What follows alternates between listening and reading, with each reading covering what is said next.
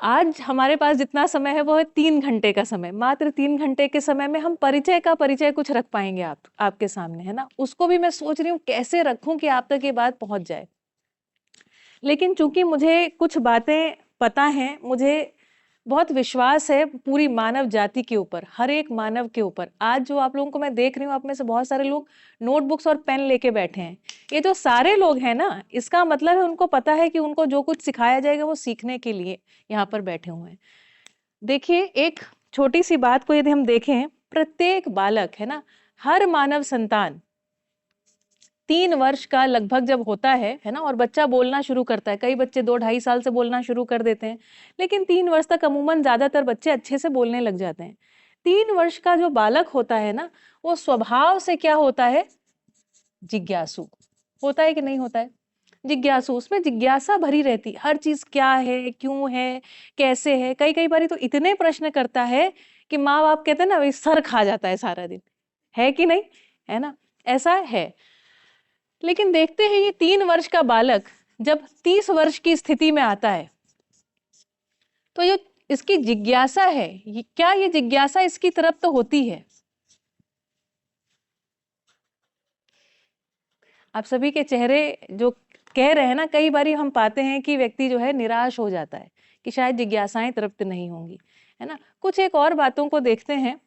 ये जो जिज्ञासु बालक है ना, ये जब प्रश्न करता है ना, तो ये प्रश्न करता है कि ये धरती कैसे बनी, है ना, ये चींटी कैसे बनी, ये चींटी क्या करती है, ऐसे कुछ भी बच्चा प्रश्न कर सकता है। तो जब ये बच्चा प्रश्न करता है ना, तो इसको बहुत सारे उत्तर मिलते हैं, है ना। तो कुछ उत्तर जो है, इसको कुछ कहानियां सुनाई सुनाई जाती हैं, है ना। जैसे कि फॉर एग्जाम्पल कोई कहानी सुनाई गई कि कोई एक, है ना, कोई एक जैसे फॉर एग्जाम्पल कोई एक ईश्वर की कल्पना दी गई, है ना, कि फिर उसने इतने दिन में धरती बनाई। कुछ कुछ कल्पनाएं, मैं बहुत सारा उस डिटेल में नहीं जाना चाहती हूँ। लेकिन बच्चे के पास बाय डिफॉल्ट ये कल्पनाएं नहीं रहती हैं। बच्चे के पास क्या रहते हैं? प्रश्न रहते हैं। और ये हर बच्चे के पास रहते हैं, किसी भी जाति का हो, धर्म का हो, है ना, संप्रदाय का हो, किसी भी, है ना, कर्मकांड को मानने वाला हो, किसी भी चाहे यहाँ हो चाहे अमेरिका में हो, हर बच्चा स्वभाव से जिज्ञासु होता है कि नहीं होता है? तो बच्चा जिज्ञासु है, उसके पास कुछ प्रश्न हैं, है ना, तो उन प्रश्नों को उत्तरित करने के लिए उसको कुछ कहानियां सुनाई जाती हैं, है ना। और उसको, है ना, इसके अलावा हम क्या करते हैं, स्कूल भेजते हैं, तो विज्ञान के माध्यम से भी उसको कुछ कहानियां ही सुनाई जाती हैं, है ना। तो अलग अलग 2 कहानियां सुनाई जाती हैं। कई बार कुछ, है ना, कि धरती बनी तो कैसे, तो ये धरती है ना, शेषनाग के फन पर खड़ी है, ऐसी कोई कहानी हो सकती है। कोई बताते हैं ये धरती कैसे, है ना, बिग बैंग होकर के ये धरती बनी, ऐसी भी कहानी होती है। दोनों कहानियां उसके दिमाग में है ना। ये कहानियां, आपको दूसरी कहानी पता है? कम से कम एक कहानी पता है आपको?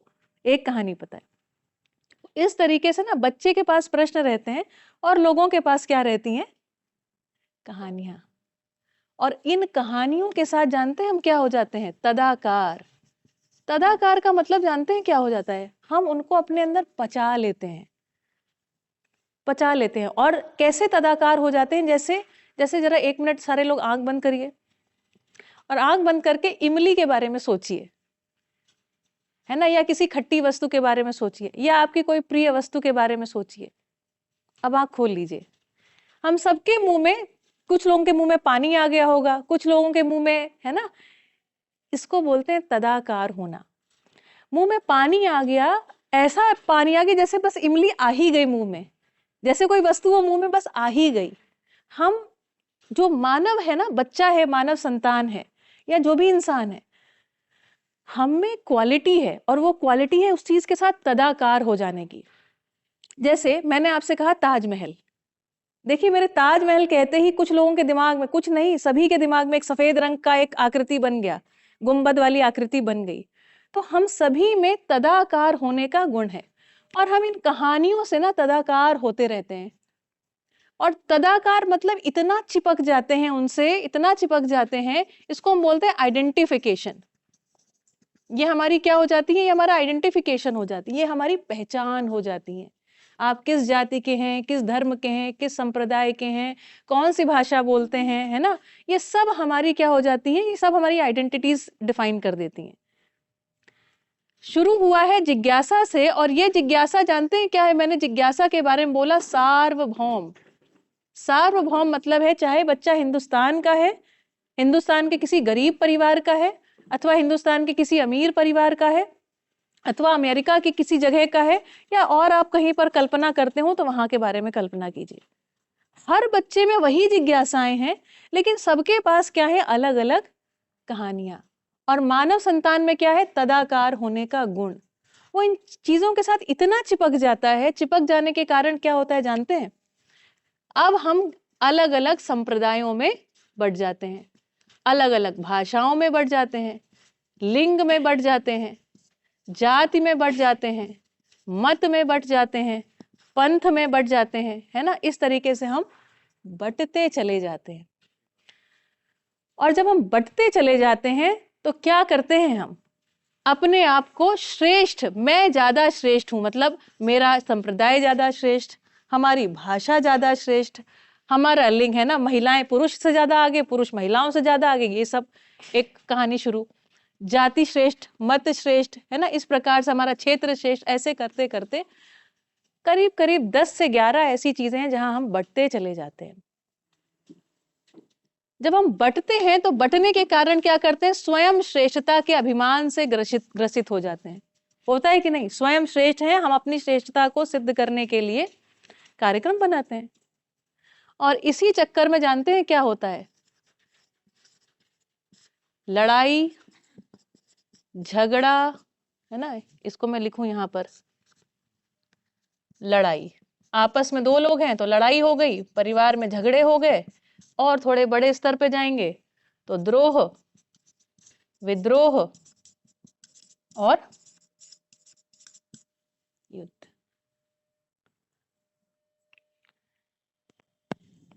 क्योंकि मानव में तदाकार होने का गुण है, मानव उन सारी चीजों के साथ तदाकार होते होते कहां पर पहुंच गया? युद्ध। क्योंकि उसने अपने आप को इन सारी चीजों में बटा हुआ पाया। क्यों पाया? क्योंकि बहुत सारी उसको कहानियां सुनाई गई। लेकिन अस्तित्व में जो सत्य होता है ना, वो कमाल की बात यह है कि वो एक होता है ना। जैसे आप में से कितने लोगों को जोड़ना आता है? जिनको जोड़ना आता है वो हाथ खड़ा करें। अरे हाथ उठाइए भाई, जोड़ना कितने लोगों को आता है? एडिशन आता है बेटा? एडिशन आता है? ठीक है, चलिए तो हम देखते हैं। अगर एडिशन आता है तो मुझे आप इस बात का उत्तर बताइए कितना होता है? 2 + 2 = फिर से बोलिए, 2 + 2 = आवाज नहीं आ रही है, सारे लोग बोल ही नहीं रहे। 4। कोई ऐसा है जो कह रहा है 5, कोई कह रहा है 3, कोई कह रहा है 2, कोई कह रहा है 1, ऐसा है कोई?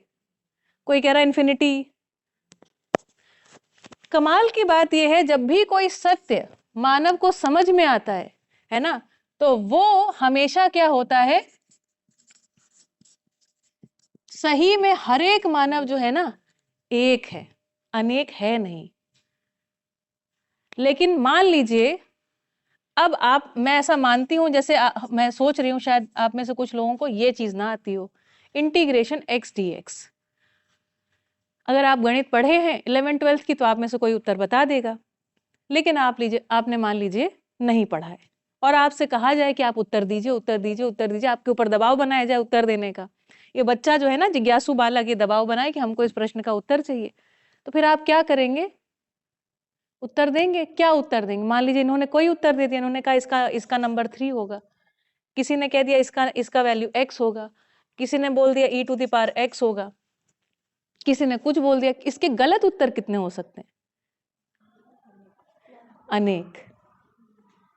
गलत उत्तरों का कोई काउंटिंग नहीं है, जितने आदमी उतने उत्तर। मुंडे मुंडे मतिर भिन्ना, यदि आपने कभी सुना हो, ऐसा बोल दिया कि हर खोपड़ी में अलग विचार चल रहा है।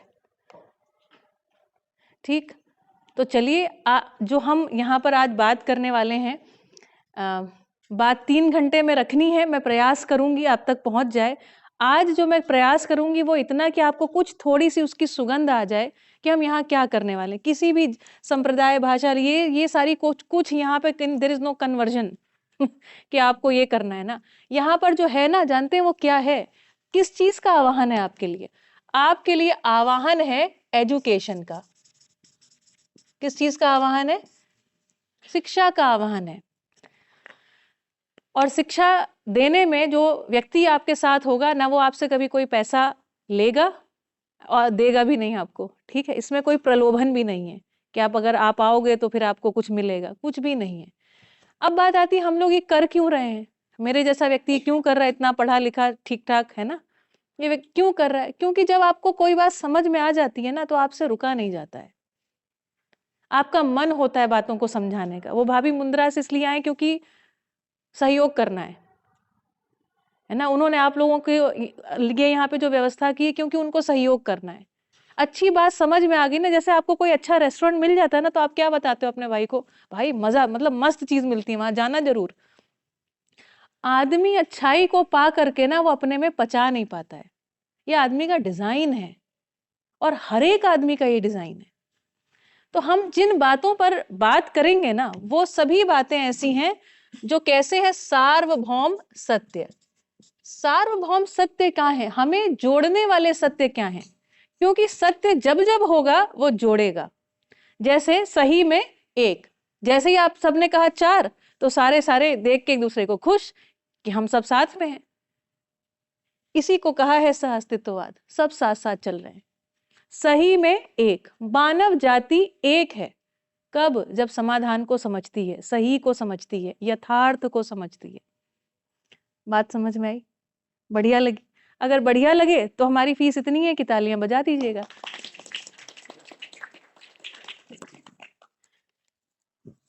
चलिए, तो आज हम जो बात करेंगे ना, इस बात में सारी कहानियां, सारे किस्से जो आज तक आपने सुने हैं ना, उन कहानियां किस्सों को छोड़ दीजिए और उन कहानियों किस्सों के आगे आज अपने चक्षु, अपने ज्ञान चक्षु खोल के। मजेदार बात एक और है, जानते हैं, हम सभी के हृदय से आवाज आती है, हमको बताती है कि ये सही है, ये गलत है ना। लेकिन कई बार इन कहानियों किस्सों के चक्कर में ना वो आवाज को हम दबा देते हैं। ठीक है, तो चलिए मैं आपको कुछ चीजें दिखाती हूँ। आज सबसे पहले, जैसे राम बाबू भैया ने क्या आपको कहा ना, मैं क्या हूँ, संसार क्या है और करना क्या है, निभना कैसे है एक दूसरे के साथ। जैसे भैया ने कहा ना कि परिवार में जो संबंध है ना, बहुत पीड़ित किए हुए हैं लोगों को, है ना। तो हमको सोचना पड़ेगा कि संबंधों के बारे में हमने कभी बैठ के विचार क्यों नहीं किया। सोचना पड़ेगा कि नहीं? आवश्यकता लगती है कि नहीं? संसार के बारे में हमने सोचा क्यों नहीं? आज हमारे बच्चे, जो छोटे छोटे बच्चे हैं ना, ये आगे 20 साल बाद आपको क्या लगता है कि मौसम कैसा होगा, प्रदूषण की स्थिति क्या होगी? ये बच्चे अपनी जिंदगी के 100 साल पूरे कर पाएंगे, ऐसा लगता है? तकलीफ लगती है, निश्चित रूप से तकलीफ लगती है। छोटे छोटे बच्चे डिप्रेशन में जा रहे हैं, है ना। ये अच्छी स्थितियां तो नहीं है। खैर चलिए, तो कहानियों को, ये जो कहानियां किस्से हैं, उनको छोड़ करके अपने जो एक भीतर से जो आवाज आती है ना, आज उसके साथ चलेंगे, है ना। आज नहीं, हमेशा इसी के साथ चलेंगे। हर व्यक्ति को सत्य जो है ना भासता है, हर व्यक्ति को सत्य भासता है। अब देखिए, हम आपसे कुछ प्रश्न करेंगे, है ना, तो देखते हैं कि सबको ये बात मैं जो बोल रही हूँ सही है भी कि नहीं। यहाँ पर बैठे प्रत्येक इंसान से और जो लोग इस वीडियो को देख रहे हैं उनसे भी कुछ प्रश्न आपसे पूछती हूँ, है ना। इस मानव के स्थान पर स्वयं को रखिए, और स्वयं को रखने के बाद अगले बार, सेकंड बार इसको फिर से क्वेश्चन को जांचिएगा, और यहाँ पर अपने किसी मित्र को रखिएगा, अपने परिवार के किसी सदस्य को रखिएगा, और ऐसे करते करते ना सभी मानवों तक जांचेंगे। मैं आपसे कुछ प्रश्न ये रखना चाहती हूँ, क्या लगता है कि आप, सबसे पहला प्रश्न आपके लिए, अब आंख बंद कर लीजिए, आजू बाजू मत देखिएगा, और मैं चाहती हूँ आप हैंड रेज कीजिएगा। क्या आप अपने जीवन में प्रेम पूर्वक रहना चाहते हैं? अगर हाँ, तो हैंड रेज कीजिए। कितने लोग हैं आज की सभा में जो कहते हैं कि मैं अपनी जिंदगी में प्रेम पूर्वक रहना चाहता हूं? दूसरा प्रश्न, कितने लोगों को लगता है कि संबंधों में न्याय की आवश्यकता है, संबंधों में न्याय होना चाहिए, इस पर विचार होना चाहिए? कितने लोगों को लगता है कि स्नेह पूर्वक रहना चाहिए, हम स्नेह पूर्वक रहना चाहते हैं? कितने लोगों को लगता है आपस में जो संबंध है उसमें दया होनी चाहिए, हमें दूसरे व्यक्ति को उठाना चाहिए? है ना। यदि कोई थोड़ा हमसे कमजोर है तो उसको ऊपर उठाना चाहिए। हमारा कभी कोई हाथ पकड़ ले जब मैं कमजोर पड़ूं, लगता है ना। तो इस तरीके से अगर हम देखते हैं ना, कितने लोगों को लगता है संबंधों में विश्वास होना चाहिए, कितने लोगों को लगता है स्नेह, सम्मान, कृतज्ञता, गौरव ये होना चाहिए, और हम ऐसा होना चाहते हैं, ऐसा होना चाहते हैं। अब बात यह है कि क्या कोई कोई आपके ऊपर एक आइडेंटिफिकेशन मार्क लगाए? क्या हम इन मुद्दों पर बात कर सकते हैं तार्किक रूप से, व्यवहारिक रूप से, बिना इन कहानी किस्सों में फंसे, बिना बंटे? क्या हम ये बात कर सकते हैं? तो उत्तर है हाँ। कैसे, कहां? जीवन विद्या परिचय शिविर। आज बात करेंगे, आज का टॉपिक रखा है जीना उत्सव पूर्वक। इस पूरे प्रकृति की व्यवस्था को देखेंगे, और उस व्यवस्था में ही एक इकाई है ना हम मानव, अपने को भी देखेंगे। अभी आपने देखा मानवों के भीतर, और आपने यहाँ पे सारे लोगों ने हैंड रेज किया था, रिकॉर्डेड है, आप देख लीजिएगा, सभी ने हाँ बोला। अगर आपके परिवार के किसी सदस्य से यही क्वेश्चन पूछते तो क्या लगता है, उन्होंने भी हैंड रेज किया होता कि नहीं? इस दुनिया के किसी भी इंसान से पूछते तो वो क्या कहता, उसने भी हैंड रेज किया होता। ये बहुत मजेदार बात है। हर मानव विश्वास, स्नेह, सम्मान, कृतज्ञता, गौरव, प्रेम आदि के साथ रहना ही चाहता है, और हम इसके बारे में कभी भी एक तार्किक रूप से बात नहीं कर पाए। तो इसके बारे में तार्किक रूप से बात हो जाए, व्यवहारिक रूप में जीना कैसे है, इस पर हमारी चर्चा है, इसी का हमारा अध्ययन है। अब ये जो इसके दो तरीके के काम, दो तरीके के प्रोग्राम्स हैं। एक है चेतना विकास मूल्य शिक्षा, जो छोटे बच्चों के साथ अभी जो गवर्नमेंट्स है ना, वो इस प्रोग्राम को बीटेक या इंजीनियरिंग कॉलेजेस में एमबीए वगैरह के प्रोग्राम्स के साथ एक कंपलसरी कोर्स हो गया है, और बहुत सारे स्कूलों में इसको एज अ साइड कोर्स पढ़ाया जा रहा है। लेकिन जो प्रौढ़ शिक्षा है ना, प्रौढ़ शिक्षा का नाम है जीवन विद्या योजना। जो लोग अब स्कूल नहीं जाते है ना, लेकिन यदि इस बात को समझेंगे नहीं तो क्या अपने बच्चों के साथ, वो जब बच्चा ये बातें करेगा तो क्या उसके उत्तर देने के या उसके साथ जीने के काबिल बन पाएंगे? क्या नहीं बन पाएंगे। ठीक है, तो इसके लिए जो प्रौढ़ शिक्षा योजना है उसी का नाम है जीवन विद्या परिचय। इस तरीके के बहुत सारे शिविर चलते रहते हैं, और अब तो मुझे लगता है हम यहाँ पर भी आयोजन कर पाएंगे यदि आप सभी की इच्छा हो। ठीक है, तो मैंने जीवन विद्या परिचय शिविर के बारे में आपको थोड़ा रख दिया है। तो देखिए, मानव जाति एक। कहां पर मानव जाति एक? हर मानव सुखपूर्वक जीना चाहता है, हर मानव विश्वास पूर्वक जीना चाहता है। इस दुनिया का क्या लगता है, कोई मानव युद्ध चाहता है? इस धरती का कोई भी मानव मिलावट का खाना खाना चाहता है? प्रदूषण में जीना चाहता है? लेकिन जीने के लिए विवश है। कोई करना नहीं चाहता, और सभी लोग उससे प्रभावित हैं। ये हमारी विवशता है। इस विवशता से उबरना है कि नहीं है? उबरना है। तो जन चर्चा की आवश्यकता है कि नहीं है? बस ये जन चर्चा है और कुछ नहीं है ना। हमारी कोई संस्था, कोई कुछ भी नहीं है। हम दोनों आराम से अपने घर से आए हैं, बस इसी प्रकार की चर्चा करते हैं। और मैं सुबह में जन संवाद करके एक जो भी पुस्तकें, कुल मिला के 12 पुस्तकें जिनका हम पठन करते हैं, और इस तरीके से जो एक हमारे लिए सोचने के लिए जो टॉपिक है उन पर चर्चा होती है। दैट्स इट, इतना ही है। कुल मिला के एक छोटी सी एजुकेशन का काम है, शिक्षा का काम है, अपनी शिक्षा का काम है। चलिए, तो मैं अब आपको थोड़ा प्रकृति दर्शन कराती हूँ। ठीक है, जब हम इस पूरे अस्तित्व को देखते हैं, इस धरती पर देखते हैं या अनंत ब्रह्मांडों के स्तर पर देखते हैं, तो हमको कुल मिला के कितनी चीजें दिखाई पड़ती हैं। सबसे पहले तो अपनी धरती दिखाई पड़ती है। धरती के साथ चंद्रमा दिखाई पड़ता है ना। धरती हमारी माँ और चंदा हमारे मामा। धरती का भाई है ना। तो धरती माँ और चंदा मामा। इसी प्रकार से और नक्षत्र, तारा मंडल, जो भी ग्रह गोल दिखाई पड़ते हैं। अभी तक जितनी पृथ्वियां हमको ज्ञात हैं, जितने भी ग्रह गोल ज्ञात हैं, उसमें से धरती एक विकसित धरती है। धरती पर जीवन है, मतलब धरती पर मानव है ना। अभी तक तो ज्ञात नहीं है दूसरे जगह कहीं का। एलियन वगैरह की कल्पनाएं मूवी में होती हैं, असलियत में वो कुछ कुछ कहानियां होती हैं, यूएफओ आया और ऐसी सब, लेकिन उसका कोई ऐसा अभी तक तो ज्ञात नहीं है ना। और वो होगा, मैं ऐसी इसको कोई डिनाई भी नहीं कर रही हूँ। मैं कह रही हूँ इतना हमको दिखाई पड़ता है, इतना हमारे नॉलेज में है। ठीक है, तो अब और बाकी सारी धरतियों में जैसे जुपिटर वगैरह है ना, तो ये सारी जगहों पर तो क्या है, भी सॉलिड धरती भी नहीं है, ठोस रूप में नहीं है धरती। सूरज जो है वो तो जल रहा है, आग का गोला है ना, वहां पे हाइड्रोजन जो है न्यूक्लियर फ्यूजन हो रहा है उसमें, ठीक है। तो अभी बहुत ही शुरुआती क्रम में बाकी सारे ग्रहगोल दिखाई पड़ते हैं, है ना। कुछ तो गैशियस फॉर्म में, कुछ थोड़े से जो हो गए सॉलिड हो गए। अभी भी जो वैज्ञानिक है अन्य अन्य ग्रहगोलों पर पानी ढूंढते हैं ना, कि कहीं चंद्रमा पे पानी है कि नहीं, यहाँ पानी है कि नहीं। क्यों ढूंढते हैं पानी? हर बार सारे वैज्ञानिक ये सारे ग्रहों पे पानी क्यों ढूंढ रहे हैं? क्योंकि जल ही जीवन है।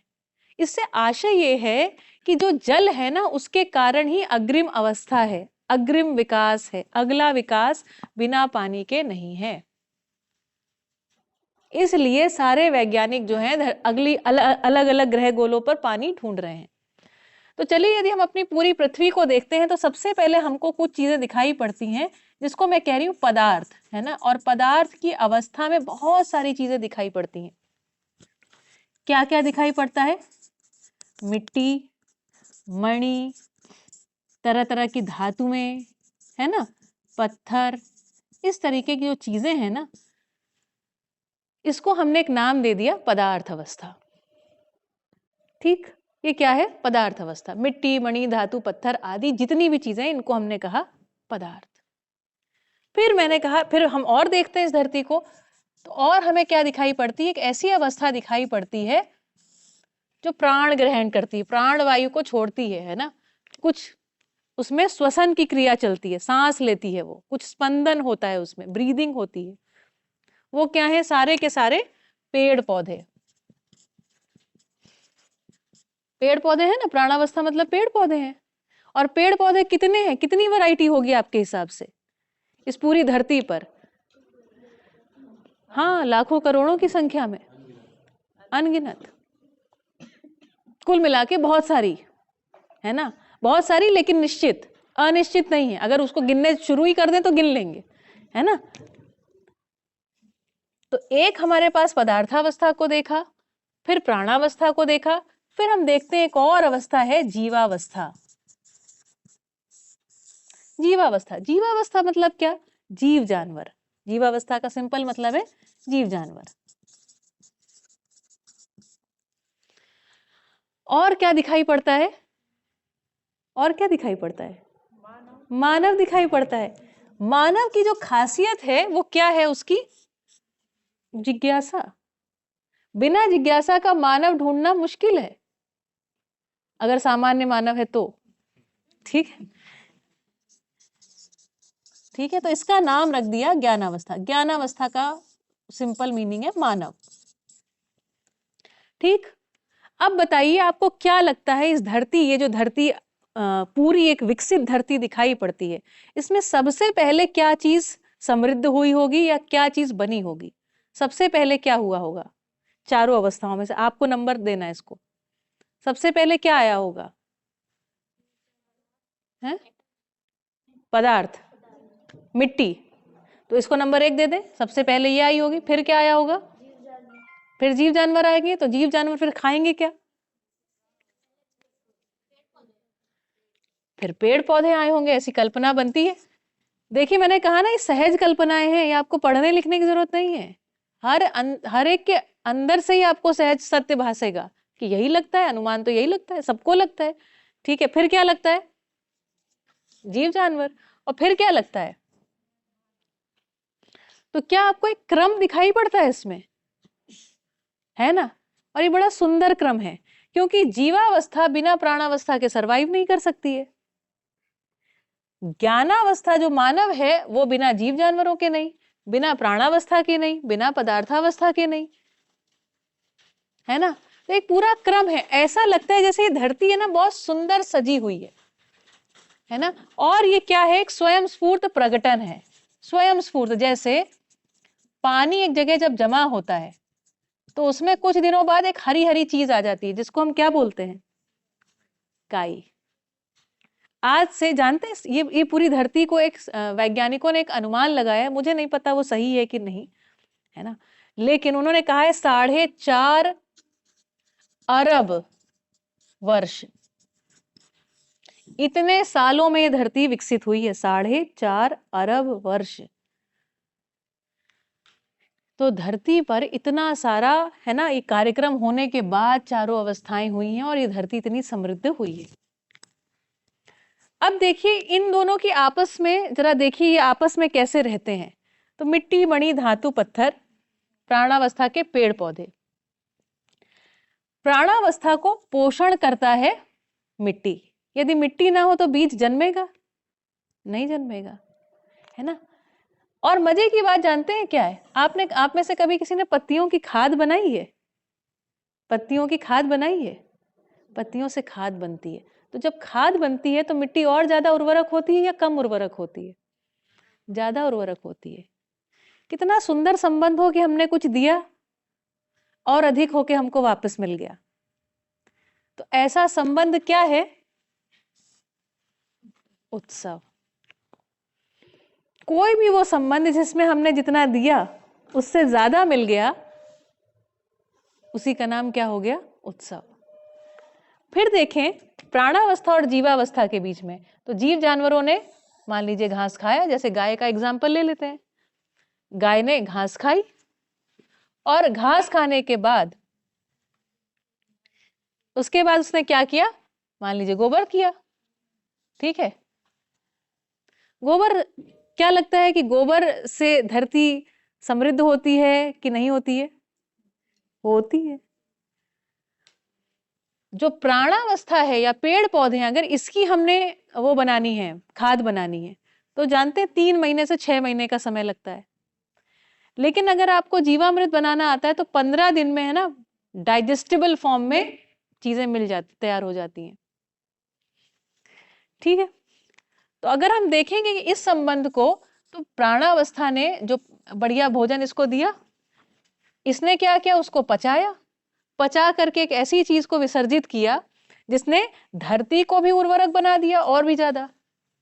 धरती उर्वरक बन गई तो इसने प्राणावस्था को और समृद्ध किया। आप लोग फर्टिलाइजर डालते हैं कि नहीं डालते हैं? जीवामृत, ये वो बीजामृत, जाने कितनी चीजें बनाते, गौमूत्र, है ना, होती है कि नहीं? तो केवल गाय का तो आपको एग्जाम्पल पता है, बल्कि सारे जितने भी जीव जानवर हैं वो सारे के सारे पूरी प्रकृति को संतुलित करने के अर्थ में है, ठीक है, बढ़िया। इसी प्रकार से जीवावस्था जो है पदार्थावस्था से जो कुछ भी लेती है ना, इसको पदार्थावस्था को और अधिक समृद्ध कर देती। जैसे गाय जो है ना, अभी आपने देखा होगा शायद, वो नमक चाटती है। आप में से कभी अगर लोग गौशाला वगैरह गए हो तो नमक चाटती है ना, और उसको फिर वो छान डालती है, तो फिर से वो पदार्थावस्था समृद्ध, फिर से प्राणावस्था समृद्ध, इस तरीके से ये साइकिल बना रहता है। इसीलिए जंगल इतने हरे भरे होते हैं। क्या जंगल में कोई गंदगी होती है?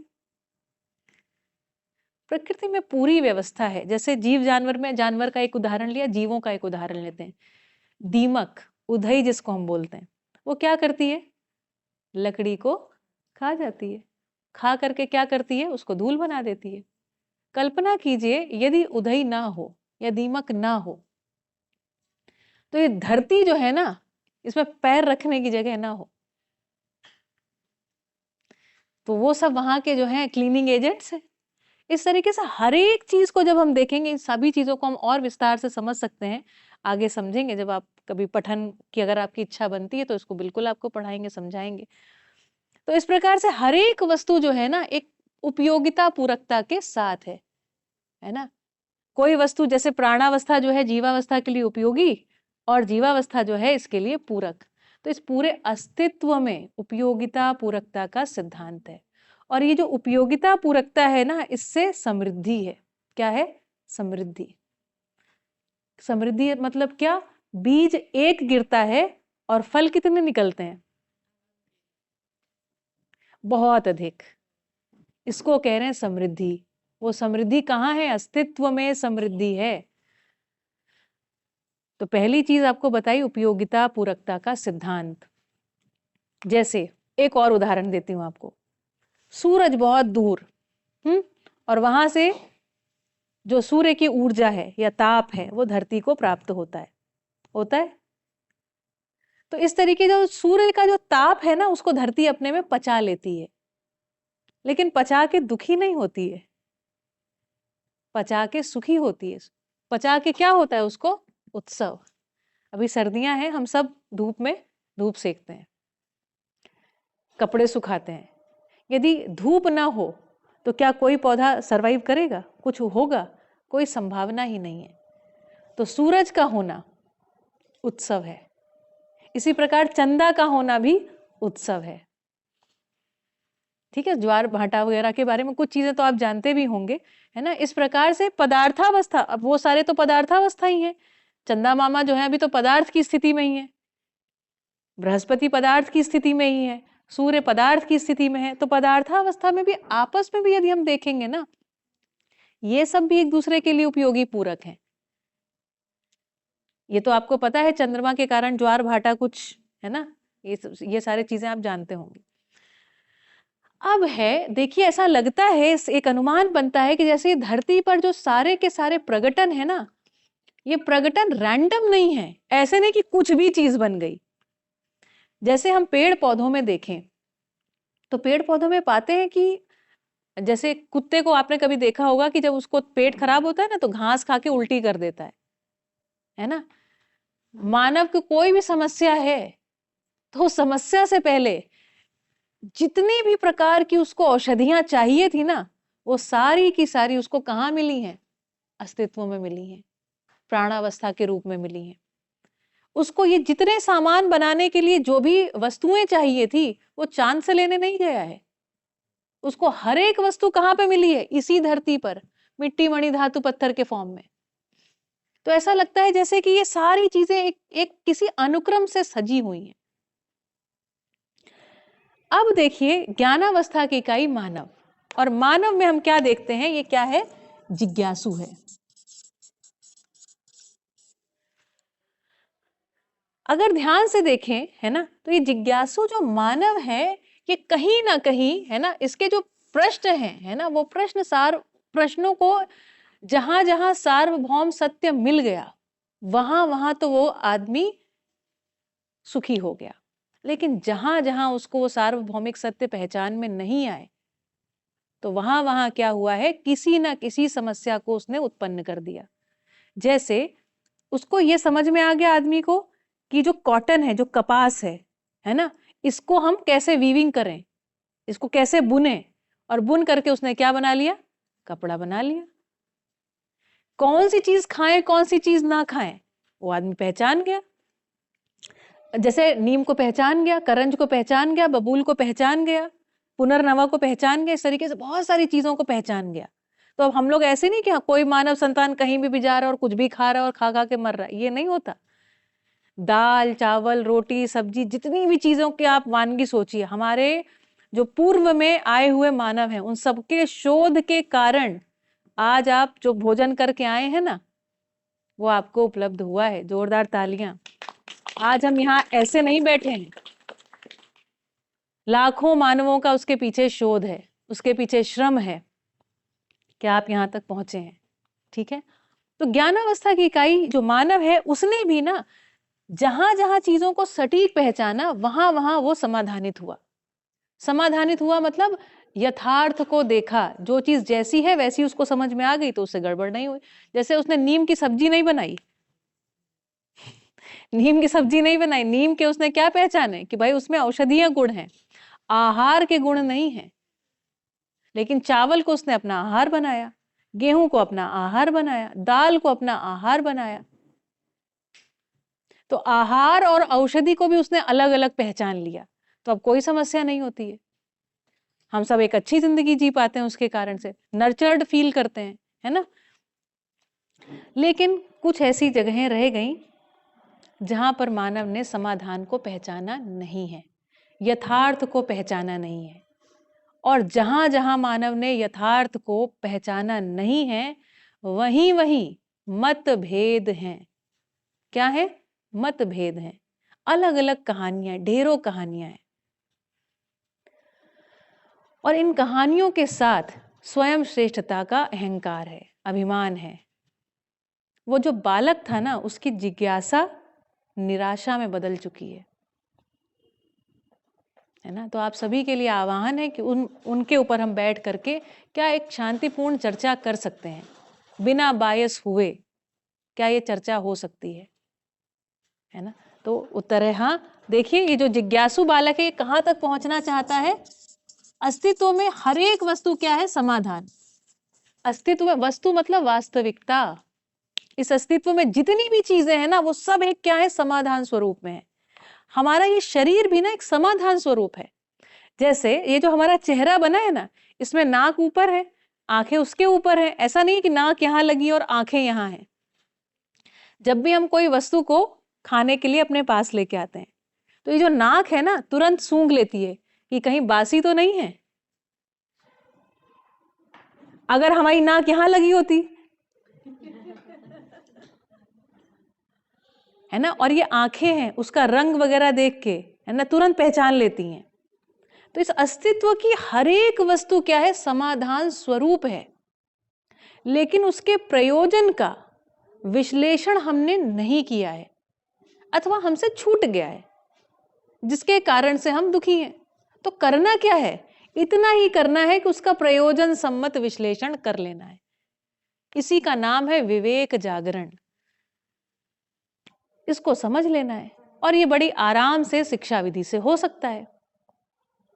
इसके लिए कुछ मानने की जरूरत नहीं है। जो रिव्या बेटा ने कहा था ना कि जो शालिनी कहेंगी वो आपको मानना नहीं है, जांचना है। और आप जांच के देख सकते हैं, ये ठीक लगे तो ठीक है। और मजे की बात है इस दुनिया का कोई व्यक्ति इसके अपोजिट बोल ही नहीं सकता, क्योंकि हम मानव एक हैं। ठीक है, तो ज्ञानावस्था की इकाई ने हर एक वस्तु को क्या किस रूप में पहचानना है? समाधान। जब जब हम अस्तित्व में समाधान को पहचान लेते हैं तो हमको क्या होती है? अंदर से खुशी होती है। ये हमारा डिजाइन है, हमारा एक बाय डिफॉल्ट डिजाइन है कि जब जब हम अस्तित्व में यथार्थ को अथवा सत्य को पहचानेंगे हम सुखी होंगे। और यदि मैं ये प्रश्न पूछूं इस दुनिया में किसी से भी कि आप सुखी होना चाहते हैं कि दुखी? सुखी। जब जब समाधान को देखता है तब तक सुखी होता है, जब जब समाधान को नहीं पहचान पाता है तो परेशान होने लग जाता है। और परेशान होना कोई मानव नहीं चाहता है। भले हमको कितना लोगों ने कहा है कि नहीं भाई सुख के पीछे दुख आता है, दुख के पीछे सुख आता है, आदमी इसको मानता नहीं है। अंदर से मानता है। जैसे ही कोई दुख आया उस दुख को दूर करने के लिए अपनी सारी ताकत झोंक देता है। ये बोलने की बातें ठीक हैं लेकिन आदमी इसको मानता नहीं है। अगर आपके दांत के बीच में ना पालक का जरा सा छिलका फंस जाता है ना तो आप तब तक दम नहीं लेते जब तक आप उसको निकाल के बाहर नहीं कर देते। ये हमारा डिजाइन है।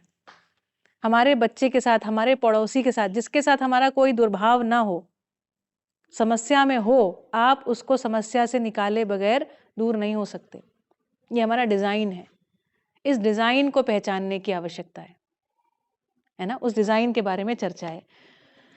तो देखिए पदार्थावस्था में कुछ बातों को आदमी ने पहचाना और पहचानने के फलस्वरूप जानते हैं क्या करने लग गया? मानव ने कुल मिला के कुछ थोड़ी सी दृष्टि से उसको पहचाना है, अस्तित्व सहज दृष्टि से नहीं पहचाना। जैसे फॉर एग्जाम्पल हम सभी को पता है धरती गोल है और इस गोल में ना भीतर, इसके भीतर जानते हैं क्या रखा हुआ है? कोयला, पेट्रोलियम। यह है कि नहीं है? एक उदाहरण से आपको समझाने का प्रयास कर रही हूं, ठीक है। तो कोयला पेट्रोलियम है धरती के गर्भ में। अब हम सबको यह भी पता है कि जब हम इस कोयला पेट्रोलियम को एक ज्वलनशील पदार्थ के रूप में पहचानने के बाद इसको खोद खोद के तरह तरह की गाड़ियों से, तरह तरह के इंजनों से, मालगाड़ी से भर भर के जगह जगह पहुंचाने के बाद हमने बहुत सारी गाड़ियां चलाई। तो फिर हमने क्या किया? हवा की स्थिति को क्या किया? प्रदूषण। हवा को प्रदूषित कर दिया। तो हमने वस्तु को पहचाना। यहां पे मान लीजिए हमने कोयला या पेट्रोलियम को पहचानने का प्रयास किया, लेकिन पहचाना कैसा उसको? एक हमने सोच लिया ये खनिज तेल है, हमने सोच लिया कि ये हमारा फ्यूल है। तो क्या ये वास्तव में फ्यूल है? अस्तित्व सहज विधि से नेचुरली ये कहां रखा हुआ है? धरती के गर्भ में। अच्छा, और देखो कोयला ऐसे है और उसके ऊपर जानते हैं क्या है? यहां पर तेल है, ये तेल है। तेल जानते हैं क्या होता है? Shock absorber. जो लोग गाड़ी चलाते हैं उनको पता होगा, तेल की वजह से शॉक को अब्जॉर्ब करती गाड़ी। फ्यूल की वजह से नहीं, है ना। उसको जनक बहुत अच्छे से रखते हैं, है ना, उसको समझाएंगे वो, अगर आप जिसको इच्छा हो इस बात को और सुनने की। तो जो कोयला है ना, वो जानते हैं क्या करता है? सूर्य की ऊष्मा को, अब एक सिंपल सी बात आपको मध्यस्थ दर्शन में जो प्रस्तावित जो ज्ञान की बात है वो बताती हूँ। सूरज से जो ऊष्मा आती है उसको धरती अपने में पचाती है। पचाती कहाँ है? कोयला पचाता है, क्योंकि काली वस्तु जो होती है वो क्या करती है? गर्मी को सोख लेती है। और अब धरती के ऊपर तो क्या खड़े हैं? लंबे लंबे पेड़।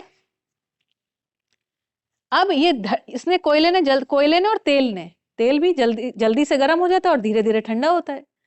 तो इसने ऊष्मा को पचा लिया, और उसके बाद क्या किया? धीरे धीरे धीरे धीरे जो है, ये जो सरफेस है ना, इसको क्या रखता है? ये एकदम से ठंडा नहीं होने देता।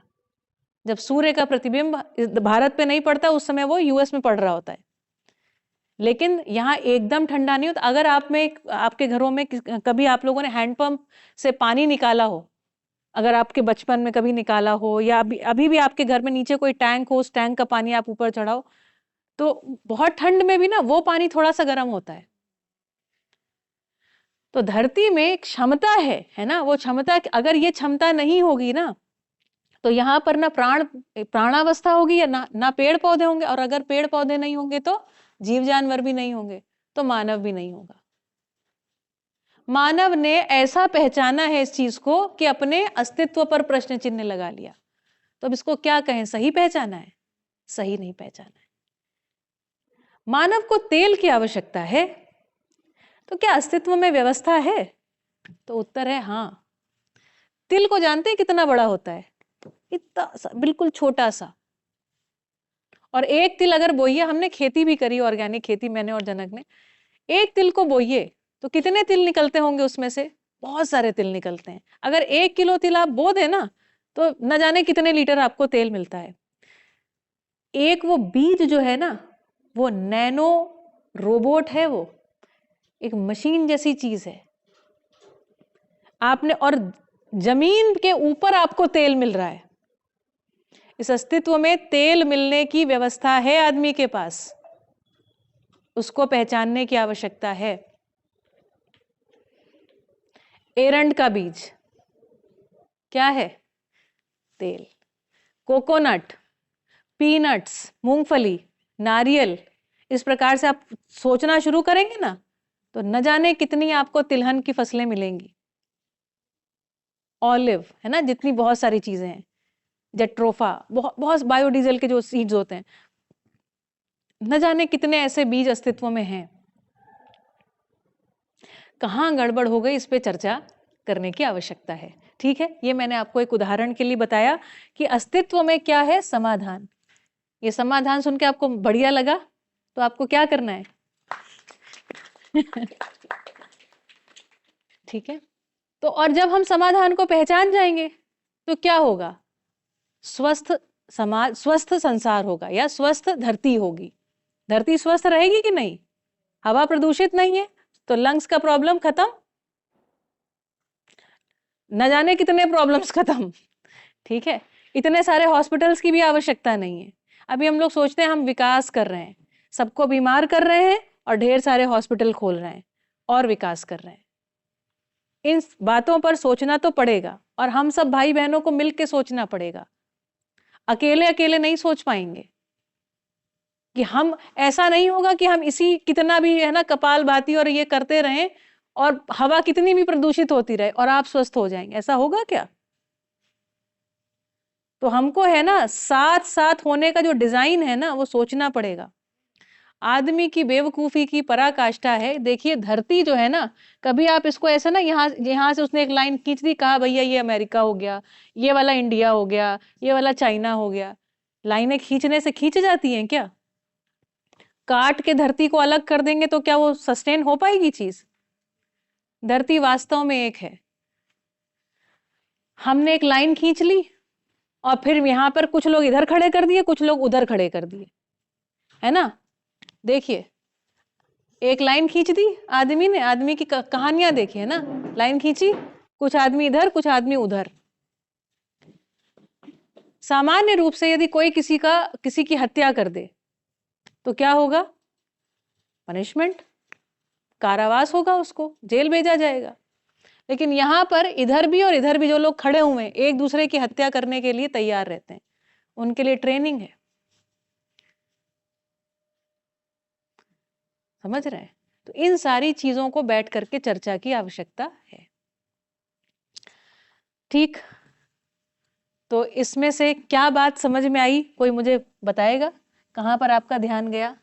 आप बहुत ध्यान से सुन रही, मैं चाहती हूँ आप कुछ कहिए। लीजिए, इसको दे दीजिए। हाँ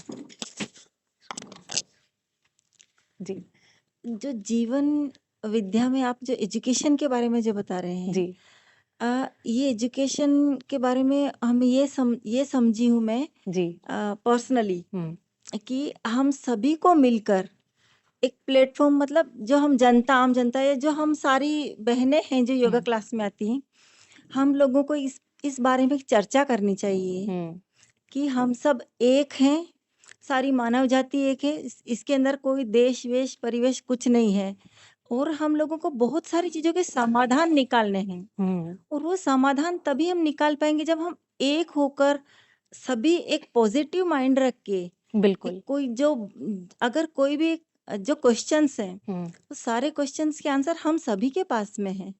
हमें एक दूसरे से थोड़ी थोड़ी बात सभी को, जिसे जो समझ आया हो वो वाला पार्ट वो बताए, वो वाला, और जो उन सारे पार्ट्स को हम जोड़ लेंगे तो हमारे सारे समाधान हमें मिल जाएंगे। अस्तित्व में समाधान है, सिर्फ हमको क्या करना है? पहचानना है। और जिस क्षण से हम पहचान जाते हैं ना, पहचानना ही सुखी होना है, बस इतना सा ही काम करना है, ज्यादा कुछ करने के लिए है नहीं। उसके लिए थोड़ी सी शिक्षा है, थोड़ा सा समय लगाएंगे, इसको पहचानेंगे और साथ मिलके जिएंगे तो कुछ बेहतर कर ही पाएंगे, है ना? बढ़िया, अरे वाह चलिए, धन्यवाद, ये तो बहुत अच्छा काम कर दिया आपने। चलिए, तो देखिए, ज्ञानावस्था ने पदार्थावस्था की बहुत सारी चीजों को पहचाना नहीं। एक और उदाहरण देती हूँ आपको, है ना? बहुत ध्यान से सभी सुन रहे हैं तो बहुत अच्छा लग रहा है आपको कुछ नई नई बातें और बताने में भी। हालांकि हमने सोचा नहीं था कि इसको इतना डिटेल में लेंगे, लेकिन जैसे फॉर एग्जाम्पल आदमी ने ना पहाड़ों को देखा, पहाड़ों को पहचानने का प्रयास किया और सोचा कि पहाड़ों को ना काट काट के उसके पत्थर बनाएंगे और पत्थर बनाने कुछ कुछ चीजें हम बना लेंगे। लेकिन अस्तित्व में पहाड़ जानते हैं क्या काम करते हैं? अस्तित्व में पहाड़ हवाओं को दिशा देने का काम करते हैं। और यदि पहाड़ों को काट दिया गया तो क्या होगा? यदि हवाओं की दिशा बदलेगी तो क्या होगा? हवाओं की जो दिशा रहती है उसके हिसाब से बादल घूमता है। तो बादल जिसको उसको जहां जाना है वहां नहीं पहुंचा, नहीं पहुंचा तो कहीं पर सूखा, कहीं पर अतिवृष्टि या बहुत ज्यादा बारिश। पहाड़ को ठीक से नहीं पहचान पाए। पहाड़ का एक प्रयोजन है, ठीक है? इसी तरीके से नदियों को ठीक से नहीं पहचान पाए। ठीक, ये सारी चर्चा आगे। अब देखिए प्राणावस्था को देखने जाए तो क्या आदमी प्राणावस्था को सटीक तरह से पहचाना? अभी मैंने सुना कैलिफोर्निया में 2 लाख वर्ग किलोमीटर या 2 लाख किलोमीटर, है ना कुछ, हाँ हाँ 2 लाख स्क्वायर वर्ग किलोमीटर, इतनी जगह में आग लग गई या लगा दी गई मुझे नहीं पता। लेकिन जिस गति से हम पेड़ों को काट रहे हैं, पेड़ क्या करते हैं? हमारा कोई नुकसान कर रहे हैं क्या? जो हमारे फेफड़े हैं ना, आधे इधर है और आधे उधर हैं। यहाँ से ऑक्सीजन, वहां से ऑक्सीजन जो आ रहा है ना, वो हमारे शरीर से कार्बन को अपने साथ लेके कि चलो भैया, कार्बन को उसने अपने साथ लिया। कार्बन कहाँ से निकल रहा है? ये जो हमारे शरीर में लगातार कोशिकाएं जो टूट फूट हो रही है ना, इसमें से बहुत सारा कार्बन रिलीज हो रहा है। उस कार्बन को अपने साथ लिया और कहा चलो, और CO2 कार्बन डाइऑक्साइड मिल करके वो वहां वापस उस पेड़ तक गया और उसने कहा लो अब इसको अपने पत्ती में रख लो, अपने तने में रख लो। वहां पे कार्बन को वापस छोड़ दिया और फिर से ऑक्सीजन हमारे पास आ गया। अस्तित्व में एक एक वस्तु जो है ना कुछ काम कर रही है, किसके लिए? ज्ञानावस्था के लिए, मानव के लिए, सर्व मानव के लिए, पूरी मानव जाति के लिए। और यदि हम इस पूरकता को नहीं पहचान पाए तो हम जिस कगार पे भी खड़े हैं ना, पता नहीं है ना कि ये धरती का क्या हालत होगा। मानव तृप्त नहीं हुआ है सो अलग, दूसरी वो और बात है ना? तो इस तरीके से पदार्थावस्था की पहचान नहीं हो पाई, तो हमने केवल क्या किया जानते हैं, इसको हमने केवल इसका शोषण किया है, इसका दोहन किया है। क्या किया? इसका उपयोग किया क्या? उपयोग नहीं किया है। उपयोग तो तब, हाँ, भोगा है, बिल्कुल भोगा है, दोहन किया है, शोषण किया है, अपराध किया है इसके साथ। इसका उपयोग भी हो सकता है ना, उपयोग होता है। कैसे? यदि हम स्रोत को बनाए रखते हुए वस्तु का इस्तेमाल करें, इसका नाम है उपयोग। यदि हमने स्रोत को खत्म करने पे आ गए, स्रोत को ठीक से पहचाना ही नहीं, तो जो हम कर रहे हैं ना वो ठीक नहीं है, वो मानव के लिए घातक हुआ। ठीक है, तो मानव ने पदार्थावस्था से जो कुछ भी लिया, क्या किया? सिर्फ उसका दोहन किया। बदले में इसको पूरा करने की, है ना, या उसको इवन समझने की भी जो बात है वो अभी तक पूरी नहीं हुई है ना। तो ये पुनः प्रस्ताव, इसको भी समझा जा सकता है इसके लिए। बस इसी तरीके से बातचीत से समझ सकते हैं, कोई कठिन नहीं है। प्राणावस्था को जंगल के जंगल हम काटते चले जा रहे हैं, है ना, जंगल काटा। अगर एक मूवी है eating our way to extinction, ये यूट्यूब पर उपलब्ध है, डॉक्यूमेंट्री, हिंदी फॉर्म में, हिंदी में भी उपलब्ध है शायद यूट्यूब में। हाँ हाँ, सब है, सब टाइटल्स हिंदी में उपलब्ध है। ईटिंग, जो लोग लिखना चाहें इसको लिख लें, eating our way to extinction. इस मूवी को देखिएगा जाके कि हम किस तरीके से जंगलों को काट रहे हैं, है ना, और क्या हमने हालत कर रखी है। तो प्राणावस्था से भी जो भी किया ना, केवल और केवल उसका दोहन किया, शोषण किया, उसके साथ अपराध किया, है ना, लिया। और जहां तक बात रही उसको समझने की, उसके लिए पूरक होने की, ये वाला हिस्सा भी आदमी का खाली दिखाई पड़ता है। इसी तरीके से जीवावस्था, जीवावस्था से क्या किया? जो भी उसका दोहन किया, शोषण किया, उसके साथ अपराध किया, है ना। जिस तरीके से जो लोग गायों वगैरह के बारे में जानते हैं, जो लोग मुर्गी पालन आदि के बारे में जानते हैं, इतनी क्रूरता है ना, इन चीजों में, कि जिसका कोई हिसाब नहीं है। आपको जानकर हैरानी होगी, 80% जो जीव है ना, जीव में भी वर्टिब्रेट्स, जिनको रीढ़ की हड्डी होती है, 80% विलुप्त हो गए हैं। न जाने कितनी चिड़िया, न जाने कितनी चीजें जो संतुलनकारी थी, है ना। ये जीव जानवर जो है ना, ये धरती में संतुलन को लेकर के आते हैं, धरती के पर्यावरण में। ये जो प्राणावस्था है ना, ये नियंत्रण को लेकर के आती है। और ये सब बिगड़ता जा रहा है ना। जब बिगड़ता जा रहा है तो हालत क्या होगी? बुरी हालत है। ठीक, तो इसका भी दोहन किया, इसका भी शोषण किया, और आदमी सोचता है कि हम सुखी हो जाएंगे। हुआ क्या? हो रहा है क्या? नहीं।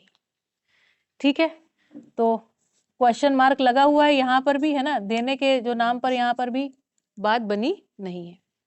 अब यहाँ पर देखिए, यहाँ पर थोड़ी सी बात करते हैं दूसरे साइड में। अच्छा हुआ है भैया ने लगा दिया यहाँ पर। अब देखते हैं जो ज्ञानावस्था की इकाई मानव है, जैसे जंगल में ना जीव जानवर रहते हैं, है ना। पेड़ तो भैया अपना एक जगह पे रहते हैं, वो तो कहीं मूव करते नहीं है, नहीं,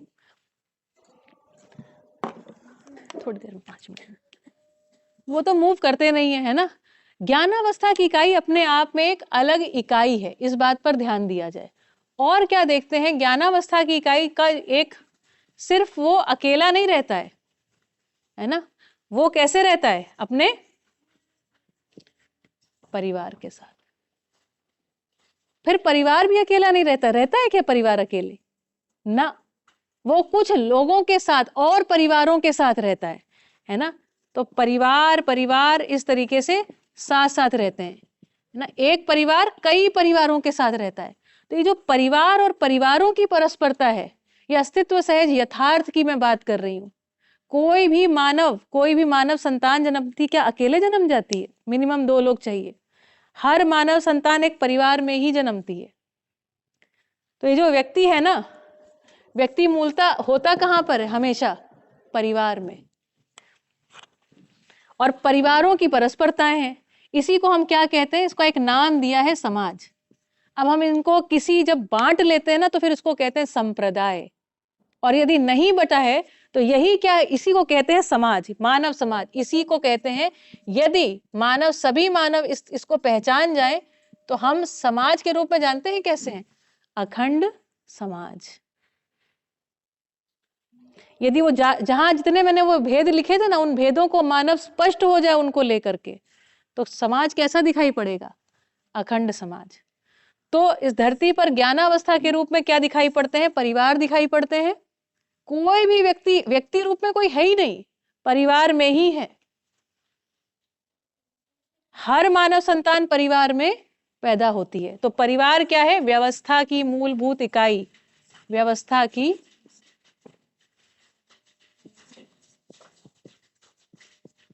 मूलभूत इकाई। और परिवार की परस्परताएं, यहां से लेकर के पूरी धरती में जितने परिवार हैं, यदि उन सबको देखें तो क्या, इसी को हमने कहा अखंड समाज। और इसके अलावा क्या दिखाई पड़ती है, नैसर्गिकता। नैसर्गिकता मतलब है पदार्थावस्था, प्राणावस्था और जीवावस्था, जितनी अन्य चीजें हैं। तो ये जो सारी की सारी चीजें हैं ना, आपने वो गाना सुना है, क्या है गाना, पंछी नदियां पवन के झोंके, कोई सरहद ना इन्हें रोके। ये सारे के सारे जो है ना, एक दूसरे के साथ चलते हैं। वो किसी ने नहीं लिखा कि वो मांडवी से अगर यहां से उठा है बादल का, है ना, वाष्पीकरण यहां से हुआ है तो उसको मांडवी में ही बरसना पड़ेगा। कोई लगा सकता है ये इसके ऊपर बैन? नहीं लगा सकता। पूरी धरती जो है ना, एक व्यवस्था के स्वरूप में काम करती है। तो यदि हम देखें इसमें परिवारों की परस्परता के रूप में अखंड समाज, और ये पूरी व्यवस्था कैसी है, सार्वभौम व्यवस्था। व्यवस्था का स्वरूप एक है। ये जो मिट्टी, मणि, धातु, पत्थर, पेड़ पौधे, जीवावस्था, ये सब एक दूसरे के लिए पूरक होके काम कर रहे हैं। हम तो भुज में रहते हैं, भुज में भुज को, या जब ये अभी टाइम आता है ना अपना वाइट रन वाला, फ्लेमिंगोज आते हैं, इजिप्ट से आते हैं। जब वो आते हैं तो वो ना ग्रे कलर के होते हैं, और फिर यहाँ के दलदल में आते हैं और यहाँ पे जो कीड़े मकोड़े वो खाते हैं ना, तो एकदम पिंक कलर के हो जाते हैं। एक डॉक्यूमेंट्री है, उसको आप देखिए। वो यहाँ पर वो कीड़े ही खाने आते हैं। अगर वो यहाँ वाले कीड़े ना खाएं तो उनका स्वास्थ्य नहीं रह सकता है। तो इजिप्ट से पूरा वो जो एक यात्रा करके यहाँ तक आते हैं, अपना उनका यहाँ पर भोजन है, उसको करते हैं और उसके बाद वापस अपने घर जाते हैं। लगाइए पासपोर्ट। तो पूरी जो व्यवस्था है ना, यदि मानव को संतुलन में जीना है, सुखपूर्वक जीना है, तो सार्वभौम व्यवस्था को समझना उसकी आवश्यकता है। दूसरी बात, जो मानव की जिज्ञासा है ना, वो तभी तृप्त होती है जब उसको सार्वभौम व्यवस्था स्पष्ट होती है। जनक दूसरे स्कूलों में जाकर, कई सारे स्कूलों में जाकर के वो साइक्लिसिटी इन नेचर, प्रकृति में जो आवर्तनशीलता है, इसके ऊपर अपनी बात को रखते हैं। एक छोटा सा कोर्स डिजाइन किया है इसी के ऊपर, क्योंकि अभी गुजरात में चेतना विकास मूल्य शिक्षा पे इतना काम नहीं हुआ है, और स्पेशली कच्छ में तो बिल्कुल भी नहीं हुआ। सिर्फ यहाँ पे तोलानी जो इंस्टीट्यूट है ना, वो कनेक्ट होने के कारण वहां पर इस कोर्स चलता है। गुजरात यूनिवर्सिटी के अभी उसमें नहीं चलता है। तो हम लोग अपने एक स्तर पर प्रयास कर रहे हैं, जब तक उस विधि से ना आ जाए ये बात। तो साइक्लिसिटी इन नेचर, प्रकृति में आवर्तनशीलता का एक कोर्स डिजाइन किया है, और अगर वो आप चाहेंगे तो आपके बच्चों को भी करा सकते हैं। यदि आप में से कोई इंटरेस्टेड हो तो हमको बताइएगा, हम उनके भी स्कूल में जाएंगे या किसी विधि से कुछ करेंगे। ठीक है। तो प्रकृति में ना उत्सव जानते हैं कब है, या पूरी इस, अच्छा, अखंड समाज और सार्वभौम व्यवस्था, जब इन दोनों को मिला देते हैं ना, तो ये पूरी क्या बनती है, धरती। और ये धरती कैसी दिखती है, उत्सवित। इस धरती पर सब कुछ उत्सवित, पदार्थावस्था, प्राणावस्था, जीवावस्था और ज्ञानावस्था। हमारा उत्सव बाकी तीन को छोड़कर नहीं है। हमारा उत्सव अन्य परिवारों के उत्सव को छोड़कर नहीं है। अगर हम देखें, आप में से कई लोगों ने कहा भोजन जो है ना, कैसा है इस समय, रासायनिक खादें मिलाई जा रही हैं। हम रासायनिक खाद वाला खाना खाना नहीं चाहते हैं, लेकिन खाने के लिए विवश हैं। जानते हैं क्यों? क्योंकि उस किसान की समस्या हमारी समस्या नहीं है। हम एक ऐसी अर्थव्यवस्था में जी रहे हैं जहां उसकी समस्या हमको दिखाई नहीं पड़ती। तो हमारा जीना कैसा हो, ये जीने का डिजाइन कैसा हो कि सही अच्छा भोजन हमें उपलब्ध हो, अच्छी वायु हमें उपलब्ध हो, अच्छा पानी हमको उपलब्ध हो। जानते हैं सबसे बढ़िया पानी कौन होता है पीने के लिए? क्या होता है? रेन वाटर, बारिश का पानी। और भाभी आप क्या बता रही थी? 3 लाख का वो क्या बता रही थी? एक डेढ़ डेढ़ दो कैंगन वाटर, कैंगन वाटर है ना? या वो बढ़िया है जो प्रकृति बना के दे रही है, या फिर आपको लगता है 3-3 लाख की मशीन हर एक के घर में होनी चाहिए? अच्छा है ना? तो उन व्यवस्थाओं को सोचना चाहिए कि नहीं सोचना चाहिए?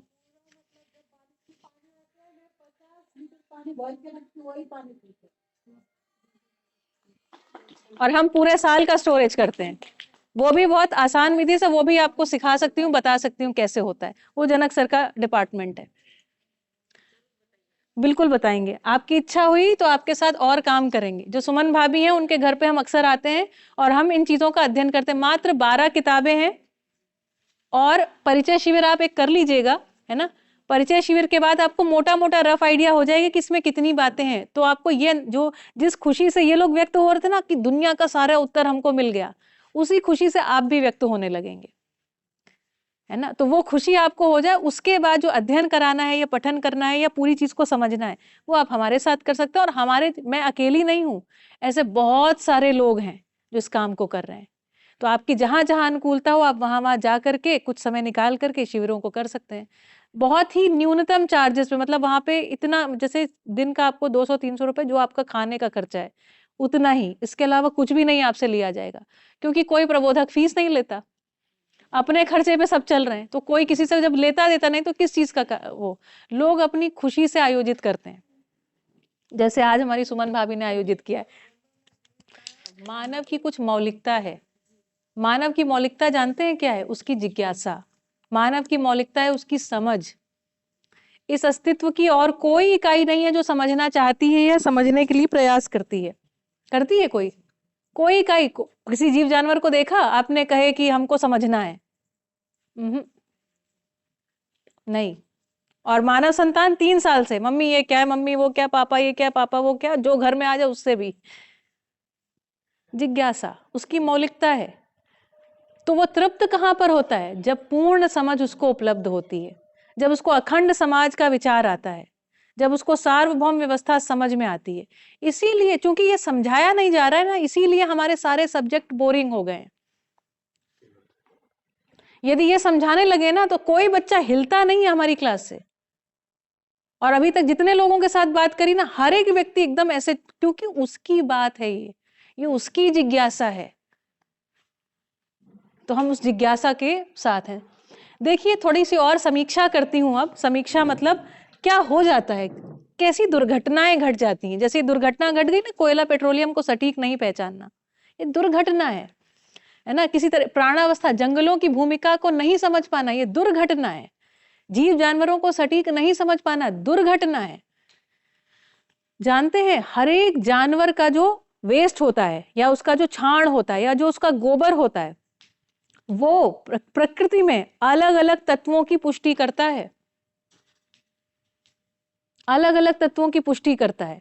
तो कोई जीव जानवर ऐसा नहीं है जो अनावश्यक हो, है ना? और मानव जो है या ज्ञानावस्था की जो इकाई मानव है ना, वो सब कुछ को समझ सकता है। हर मानव हर कुछ को पूरा पूरा समझ सकता है। उसका प्रमाण है उसकी जिज्ञासा, उसका प्रमाण है उसका तृप्ति। उसको जब मिलता है ना तो वो उत्सवित हो जाता है, वो सबको बताना चाहता है, क्योंकि वो सबसे जुड़ना चाहता है। हम सब जुड़कर मिलजुल कर रहना चाहते ही हैं। हमारे पास डिजाइन नहीं है, हमारे पास समझ नहीं है। अभी हम सामान्य रूप से किसी किसी चीज को भी समझदारी मानते हैं, तो समझदारी की हमारे में अपेक्षा है, लेकिन अस्तित्व जैसा है वैसा हमारे पास समझ नहीं है, वैसा हमारे पास ज्ञान नहीं। उसके लिए एजुकेशन में विधि किसने निकाली? जानवरों ने निकाली, मानव ने निकाली। हर वो चीज जो जिसको पता होता है उसको हम लोकव्यापीकरण कर सकते हैं। किस माध्यम से? शिक्षा के माध्यम से। तो देखिए अब एक छोटी सी बात लेते हैं। ये जो जिज्ञासु मानव संतान है, जिज्ञासु मानव संतान। ये किसी ना किसी परिवार में पैदा होता है ना। और इस परिवार में क्या रहती हैं, कोई ना कोई कहानियां रहती हैं। इन कहानियों को हम जाति मत पंथ संप्रदाय जो भी भाषा लेंगे, ये सब इसमें सब रहता है। तो बाय डिफॉल्ट अब ये बच्चा जो है ना, ये बच्चा किसी के साथ नहीं आता। ये जो सारे भेद है ना, वो किस माध्यम से आते हैं, कुछ कहानियों के माध्यम से। मानव संतान केवल इसके साथ तदाकार हो जाता है। ये जो मानव संतान है ना, ये इसके ऊपर है ना 3 चीजों का प्रभाव रहता है। एक रहता है शिक्षा का, एक रहता है अर्थव्यवस्था का, और एक रहता है विधि या विधान या संविधान, है ना, या इसको हम कहें न्याय सुरक्षा। रहता है कि नहीं रहता है? हम सब जैसे जो कपड़े पहने हुए हैं, ये सब हम क्या बचपन से, बिल्कुल जब छोटे थे हमको पता था कि कैसा पहनना है? यहाँ पर थोड़ा सा धातु लटका लेना है कान में, ये धातु ही तो लटका के आए हम सारे के सारे। थोड़ा हाथ में धातु लटका लेना है, मतलब जमीन को हमने खोदा, खोदने के बाद वहां से कुछ धातु उठाया, पता तो है नहीं वो धातु वहां पर किस लिए है। उस धातु को उठाया, थोड़ा कान में लटकाया, थोड़ा हाथ में लटकाया, थोड़ा पैर में लटकाया, लटका लिया। इसी तरीके जो कपड़े हम सबने पहन रखे हैं, जो भी हमने और चीजें कर रखी हैं, वो क्या सब कुछ बहुत प्रयोजन सम्मत है? वो तो पता नहीं, उस पर चर्चा करनी पड़ेगी। लेकिन ये जो जिज्ञासु मानव संतान थी, उस परिवार में से इसकी कुछ शिक्षा का हिस्सा कहाँ पे होता है? परिवार में। दूसरा शिक्षा का हिस्सा कहाँ होता है?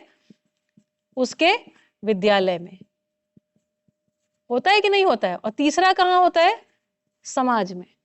परिवार में, समाज में, विद्यालय में, टीवी पर, मोबाइल पर। देखते हैं आजकल जो नए स्लैंग आ गए हैं बच्चों के पास, योलो, है ना, यू ओनली लिव वंस, ऐसे वो बड़े शॉर्टकट आजकल चलते हैं। बच्चे न जाने कितनी चीजें मोबाइल से सीख रहे हैं, न जाने कितनी चीजें टीवी से देख रहे हैं, है ना। जैसे मैकडोनल्ड्स का वो ऐड आता है ना, हैप्पी मील बोलते हैं, हैप्पी मील। तो भोजन का प्रयोजन क्या है मानव जाति में? आदमी भोजन क्यों खाता है? एनर्जी के लिए, खुशी के लिए खाता है क्या? अगर किसी को प्यास लगी हो तो वो क्या पिए? लेकिन ठंडा मतलब कोका कोला। तो मानव की बहुत सारी शिक्षा ना इस तरीके से होती रहती है, हमको पता नहीं चलता। जिन लोगों के बच्चे हैं ना, वो इस बात को बहुत अच्छे से समझते हैं। जब टीवी पे बहुत, आप देखो कोई नई प्रोडक्ट लॉन्च होती है ना, तो किसी भी चीज की ऐड बार बार आने लग जाती है। बच्चा उसको पिक कर लेता है। वो जैसे ही डीमार्ट या कहीं पर जाता है दुकानों में, तो कहता मम्मी इसको ट्राई करें। हमने इसको डीमार्ट में बहुत ऑब्जर्व किया है, बहुत। वो हर एक नई चीज को ट्राई करना चाहता। उसके माँ बाप नहीं बेटा, नहीं अच्छा 2 मत लो।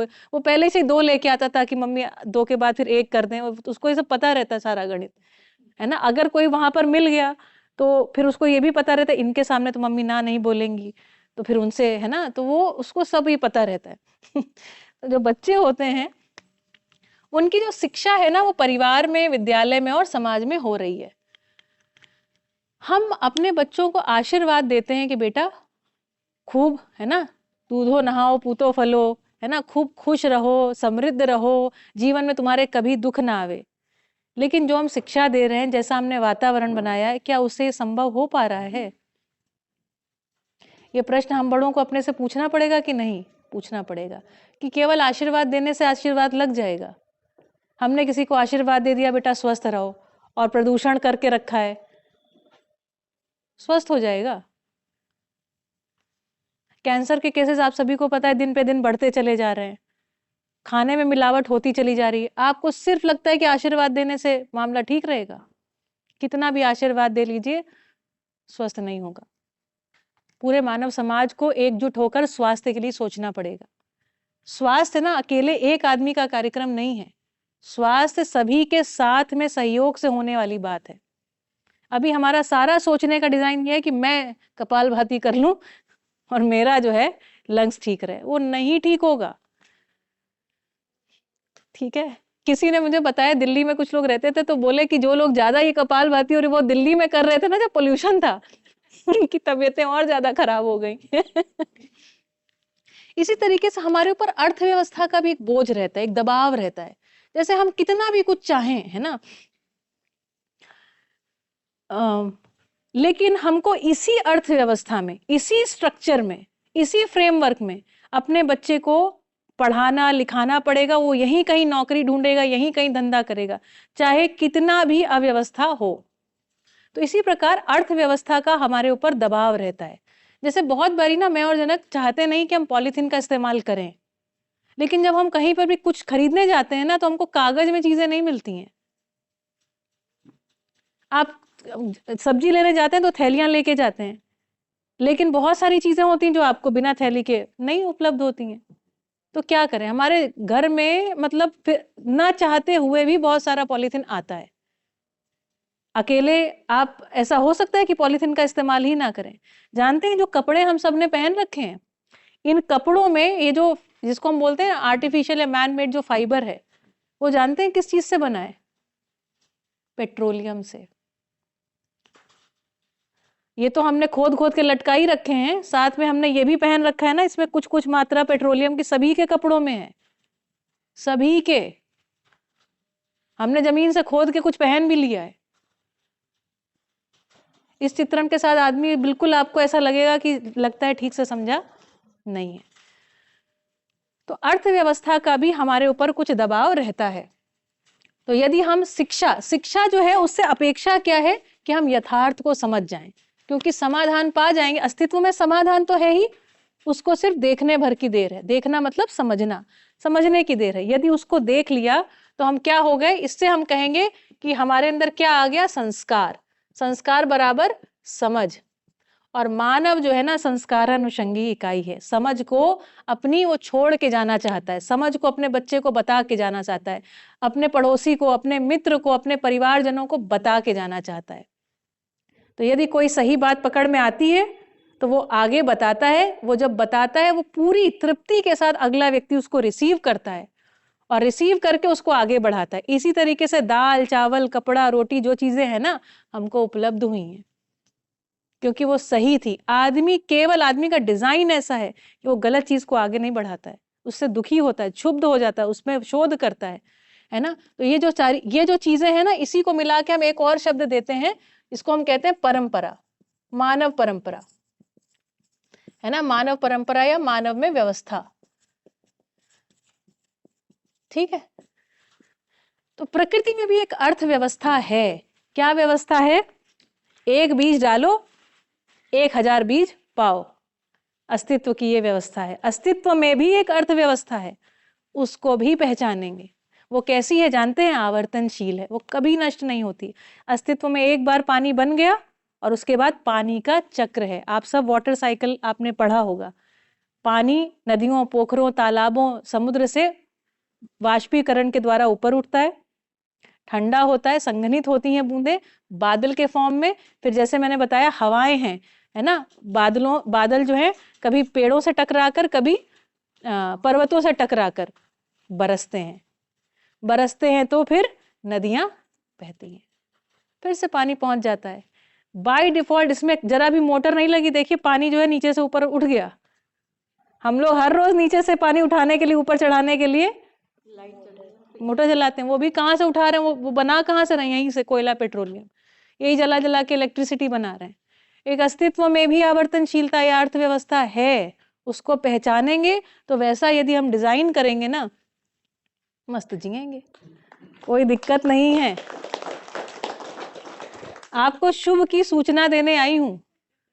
अस्तित्व में इतना शुभ है, सर्व शुभ के लिए पूरा कार्यक्रम अस्तित्व सहज है, अस्तित्व में है ही, सिर्फ पहचानना है।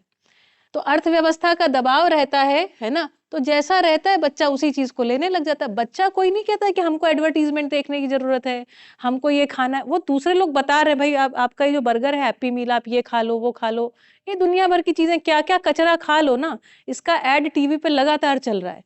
पड़ोस के बच्चे खा रहे हैं, वो बच्चा देखता है, स्कूल में जा रहा है बच्चे लेके आ रहे हैं, तो अपने घर में भी आके जिद करता है कि हमको भी खाना है। नहीं तो उसको अच्छा नहीं लगता ना, वो जिसके साथ है उसके जैसा होना चाहता है।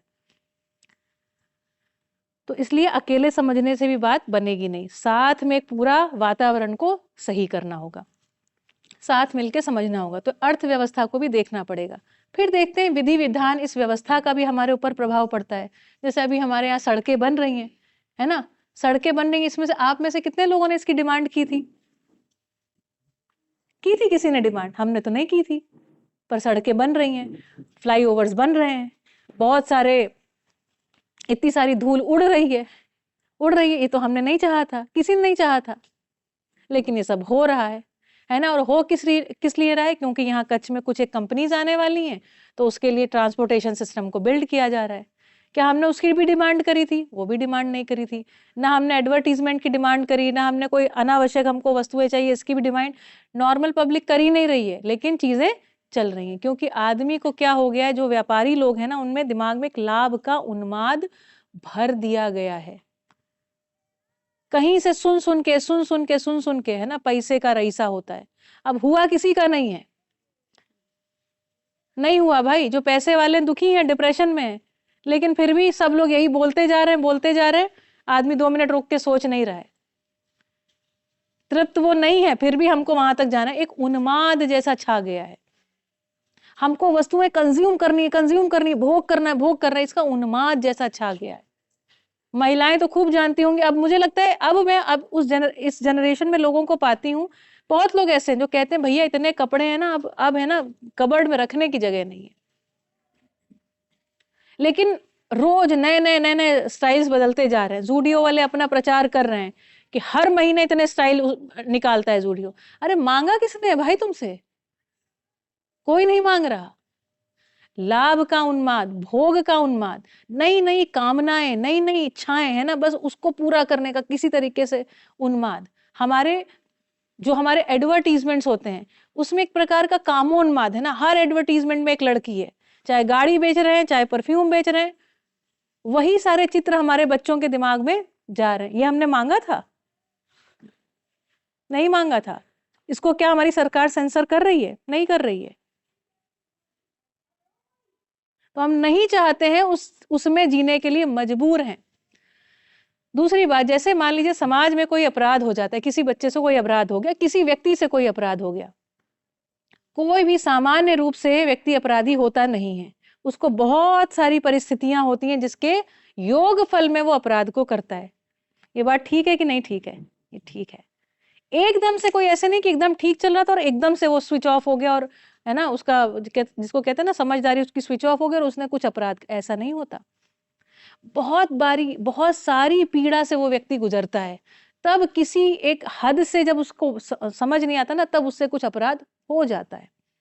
अर्थव्यवस्था का दबाव है, जो उसको समझ में आया है, जो जिस वातावरण में वो रहता है, उसका कुछ दबाव उसके भीतर होता है। लेकिन दंड कितने लोगों को मिलता है? केवल अपराध करने वाले को। वो भी मिलेगा कि नहीं, वो तो इस बात पे डिपेंड करता है कि वो पैसे वाला है कि नहीं। इसको थोड़ा दबे दबे शब्दों में कहना पड़ता है, लेकिन हम सबको ये सत्य पता है कि यदि पैसा है तो इस तंत्र से भी हम छूट जाएंगे, हमको दंड मिलेगा नहीं। दूसरी बात, यदि हम थोड़ा और सोचे ना, आदमी क्या दंड से नियंत्रित है? हम सब नियंत्रण पूर्वक जीना चाहते हैं। हम सब ये चाहते हैं कि समाज में ना गड़बड़ ना हो, ऐसे ही चाहते हैं ना, कोई गड़बड़ ना हो, कोई चोरी ना हो, कोई अपराध ना हो। बहुत सारे लोगों को गुजरात बहुत अच्छा लगता है, जानते हैं क्यों? थोड़ी निश्चिंतता है, चोरी नहीं होती है यहाँ, सेफ फील होता है। महिलाओं को तो विशेष रूप से। रात के 1-2 बजे, मैं खुद है ना, 1-2 बजे अगर हम निकल रहे तो हमको चिंता नहीं होती है। भाई लोग भी बहुत अच्छे हैं यहाँ के। ये हम चाहते हैं ना, इसी आधार पे तो तुलना करते हैं कि ये ज्यादा अच्छा है, ये ज्यादा सेफ है और बाहर थोड़ा कम सेफ है। तो मतलब आदमी को सुरक्षा चाहिए, न्याय चाहिए, दंड चाहिए क्या? लेकिन हम उसको नियंत्रित किस आधार पर करने का प्रयास कर रहे हैं? दंड के आधार पर। जो हमारा संविधान है वो क्या है? दंड संहिता। दंड संहिता उसको लिखा हुआ है। तो दंड चाहिए या सुधार चाहिए? सुधार चाहिए। अन्याय चाहिए या समझ चाहिए? समझ चाहिए। समझ से हम स्वतः नियंत्रित हैं, सिर्फ ठीक ठीक समझ जाने भर की देरी है। ठीक है, तो जीवन विद्या परिचय शिविर आप सभी का आवाहन है। कितना टाइम हो? टाइम भी देखते जाए ना कि तो कितने 5:10। तो जीवन विद्या परिचय शिविर में सुमन भाभी सभी को बताएंगी ही यहाँ पर, है ना। आप सभी अवश्य जाएं। उत्सव पूर्वक कैसे जिया जाए इस बात को सुनकर आइए और हम सब साथ में बैठ करके चर्चा को आगे बढ़ाएंगे, ठीक है। मैं अभी मुझे लगता है जनक को रिक्वेस्ट करती हूँ, थोड़ा सा जनक भी कुछ आकर के आपको बहुत सारे और बिंदुओं पे चर्चा करेंगे, फिर समय मिला तो हम और आगे बढ़ेंगे, ठीक है लीजिएगा। और जो बात एक और भाभी ने कही, बच्चे जो है ना, देखिए जिज्ञासा जो है ना इनकी अभी निराशा में बदली नहीं है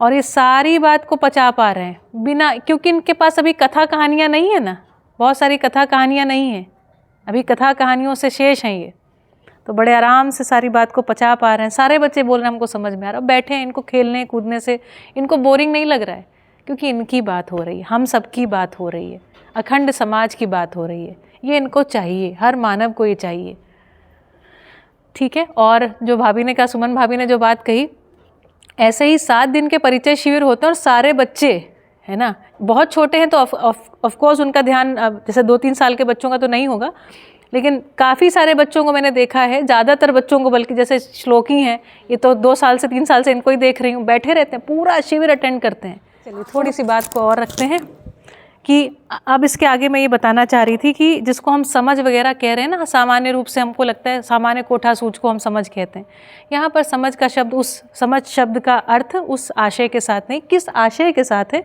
ये रखने जा रही हूँ।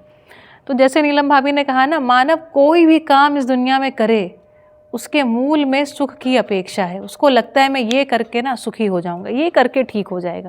वो ठीक हुआ कि नहीं वो दूसरी बात है, लेकिन वो आइडिया, अनुमान लगाता रहता, अनुमान क्षमता उसके पास है, कल्पनाशीलता उसके पास ऐसे हाथ पैर बने हैं ताकि, है ना, वो जो अपने मन में जो मनाकार उसके मन में बनता है, मन में जो आकार बनता है ना, उसको साकार कर लेता है।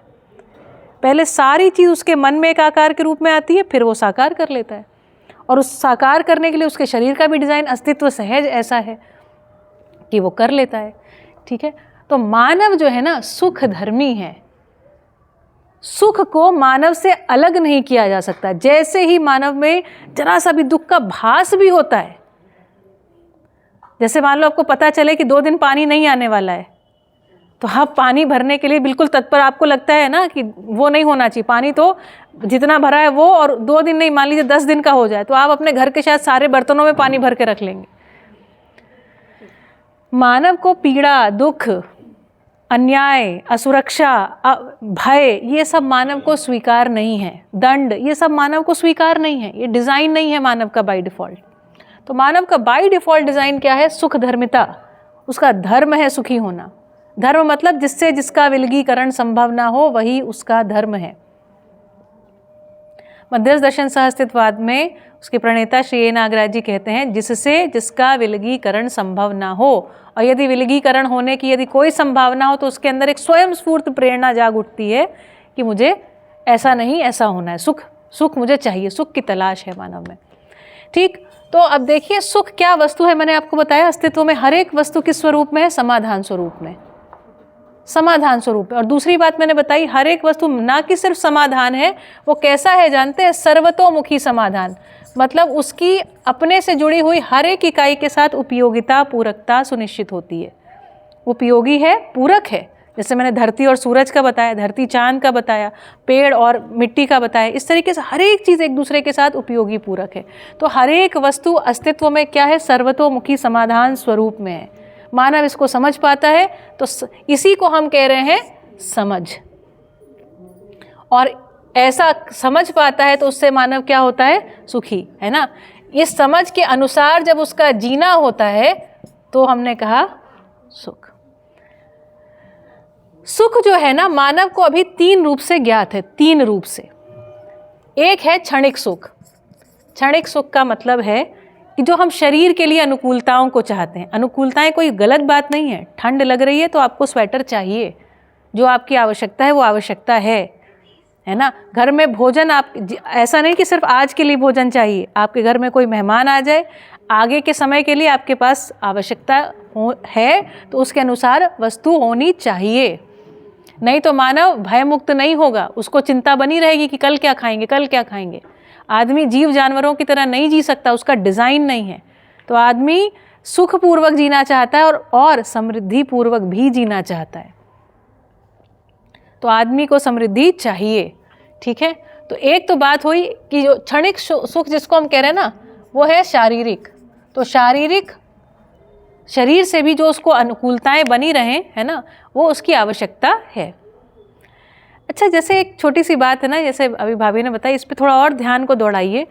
कभी कभी ऐसा होता है कि हमारे पास उतनी अनुकूलताएं नहीं होती हैं, लेकिन जैसे मान लीजिए लाइट ना हो, लेकिन अगर आपके घर में कोई आपका मेहमान आने वाला हो जो आपको बहुत प्रिय, कोई बहुत पुरानी मित्र आने वाली हो, कोई बहुत प्रिय व्यक्ति आने वाला हो, आप दौड़ दौड़ के सारा, है ना, पूरा घर साफ करेंगे, पूरा अच्छे से खाना बनाएंगे।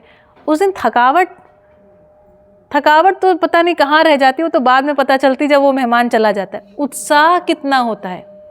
आदमी एक्चुअली श्रम से मुंह नहीं चुराता है, श्रम से आदमी मुंह नहीं चुराता है। आदमी जो है ना, संबंध में जो अतृप्ति रहती है ना, उसके कारण से कटता है। तो आदमी अनुकूलता प्रतिकूलता में जीना नहीं चाहता है, उसको जीना पड़ रहा है, क्योंकि संबंध में उसके बात बन नहीं रही है। तो फिर कहता है अरे नहीं, मतलब ठीक है बाहर से मंगा लो, या कुछ अपना बनाता है डिज़ाइन। लेकिन यदि आपकी कोई प्रिय व्यक्ति हो तो देखिए आप कैसे दौड़ दौड़ के काम करते हैं, है ना। तो आदमी जो है ना, क्षणिक सुख में तृप्त नहीं होता, ठीक है। दूसरी बात देखिए, आदमी क्या चाहता है, तो दीर्घकालिक सुख चाहता है। दीर्घकालिक सुख जानते हैं क्या होता है? जो संबंधों का सुख होता है। यदि संबंध उसके सुधर जाएं, है ना, जो संबंधों में सुख है, और हमारा संबंध कहाँ तक है? अखंड समाज तक। यदि इस धरती पर कोई भी एक व्यक्ति भी दुखी है ना, तो वो जो काम काज करेगा तो वो फिर अच्छा काम काज कर नहीं पाएगा, वो अपने खेत में पेस्टिसाइड डालेगा जरूर, क्योंकि उसको भी भाई अपना जीवन यापन करना है ना। तो वो भी कुछ विधि, कोई डिज़ाइन निकालेगा जिससे उसका जीवन यापन, और उसके कारण से हमारे तक वो दुख ट्रैवल करेगा। वो दुख की यात्रा, पीड़ा, जो पीड़ाकारी जो वस्तु है ना, उसकी यात्रा पूरे मानव समाज में है। हम सब किसी से टूटे फूटे नहीं हैं। तो एक है संबंधों में सुख, और तीसरा है जिसको हम कह रहे हैं निरंतर सुख। ये जानते हैं कैसे आता है? ये आता है व्यवस्था में जीने से। व्यवस्था जानते हैं क्या है? जो मैंने यहाँ पे 3 चीज़ें लिखी है ना परंपरा के रूप में: शिक्षा, संस्कार, अर्थव्यवस्था मतलब उत्पादन, और विनिमय। उत्पादन विनिमय का कुल प्रयोजन, उत्पादन मतलब चीज़ों को उत्पादित करना, ऐसी वस्तुओं को उत्पादित करना जिससे स्वास्थ्य सुनिश्चित हो, और विनिमय करना मतलब उसका इस तरीके से एक्सचेंज करना कि वो वस्तुएं सर्व सुलभ हो जाएं। इस धरती पर कोई भी आदमी भूखा ना रहे, सबके पास आवश्यकता से अधिक हो। मानव तभी तृप्त होगा, उससे कम में तृप्त नहीं होगा। यदि कोई और दुखी और आप किसी से कटे हुए हैं, उसका दुख आप तक पहुंचेगा जरूर। ये डिज़ाइन है ना। तो अर्थव्यवस्था, इसको हमने कहा उत्पादन विनिमय, और इसी तरीके से एक और कार्यक्रम है न्याय सुरक्षा, और एक कार्यक्रम है जिस पे मैंने बात करी थी स्वास्थ्य संयम। स्वास्थ्य संयम, हर मानव अपने मन को चाहता है वो क्या हो? नियंत्रित हो। मन नियंत्रित होना चाहिए, अनियंत्रित नहीं कि लगातार कुछ भी रैंडमली दिमाग में चलती रहें चीज़ें। मानव चिंतित होना नहीं चाहता है, वो चाहता है एंग्जाइटी, डिप्रेशन नहीं चाहता है, संयमित चाहता है। अपना दिमाग जो है ना, अपना मन जो है, वो चाहता है संयमित हो, और शरीर कैसा हो? स्वस्थ हो। तो आदमी में कामना है, और इस दुनिया के हर एक आदमी में ये कामना है। तो उसका डिज़ाइन कैसा होगा, इस बात को हम रखेंगे, है ना। तो देखिए, जो समझ है, इसको हम कह रहे हैं, एक और शब्द दिया ज्ञान। ये आएगा कैसे, ये होगा कैसे, है ना। तो इसके लिए ज्ञान जो है ना, 3 चीज़ों को आपको समझना पड़ेगा। पहली चीज़ ये कि अस्तित्व सह अस्तित्व है। अस्तित्व क्या है? सह अस्तित्व। ये पूरी व्यवस्था साथ साथ है। अखंड समाज, यदि मानसिकता में अखंड समाज आता है तो ये सार्वभौम व्यवस्था समझ में आएगी, और इसके साथ जीना बनेगा, और ये धरती स्वर्ग हो जाएगी, मनुष्य देवता हो जाएंगे, है ना। तो पहली चीज़ जो है जिसको हम कह रहे हैं, हम क्या इसका अध्ययन करेंगे, तो अस्तित्व दर्शन ज्ञान। इस अस्तित्व का यथार्थ दर्शन करेंगे, पदार्थ, प्राण, जीव और ज्ञान। ये एक चीज़ समझने के लिए है, जिसको हम कह रहे हैं अस्तित्व है कैसा, इसका बाय डिफ़ॉल्ट डिज़ाइन क्या है। तो पहला है अस्तित्व दर्शन ज्ञान। और इसके मूल में क्या बात समझ में आएगी? मूल इसका आउटकम कुल इतना कि अस्तित्व कैसा है? सह अस्तित्व, कुछ भी कटा फटा नहीं है। दूसरी बात को कहा जीवन ज्ञान। जीवन ज्ञान है ना, हम जो मानव हैं, मानव दो चीज़ों का एक संयुक्त रूप है, एक शरीर और दूसरी कोई चीज़ है जिसको हम कह रहे हैं चेतना या चैतन्य पक्ष। कुछ तो है हम में जो चैतन्य है, जड़ नहीं है हम, क्योंकि जब वो चैतन्य शरीर से निकलता है या छोड़ देता है तो हम कहते हैं अब ये मुर्दा है, मात्र शरीर नहीं है हम। तो शरीर और चैतन्य, चैतन्य का कौन सा भाग है ना, उसमें क्या क्या क्रियाएं हैं उसको समझेंगे। तो दूसरा जिसको हम कह रहे हैं जीवन ज्ञान। जीवन ज्ञान, यदि हम स्वयं को समझ गए ना कि हमारा शरीर कैसे डिज़ाइन है, हमारा जो चैतन्य पक्ष है उसका क्या डिज़ाइन है, डिज़ाइन समझ में आ गया तो जीना बन गया। ठीक। और तीसरी चीज़ जो हम समझेंगे उसको कह रहे हैं मानवीयतापूर्ण आचरण ज्ञान। मानवीयतापूर्ण आचरण ज्ञान, इसकी क्या आवश्यकता आन पड़ी? मानव स्वयं में एक मौलिक इकाई है। मौलिक इस अस्तित्व में जैसे पदार्थ, प्राण और जीव, ये तीन मौलिक चीज़ें हैं ना, वैसे ही मानव भी अपने आप में एक अलग वस्तु है, एक अलग वास्तविकता, एक अलग इकाई है। उसकी मौलिकता है। क्या है उसकी मौलिकता? समझदारी।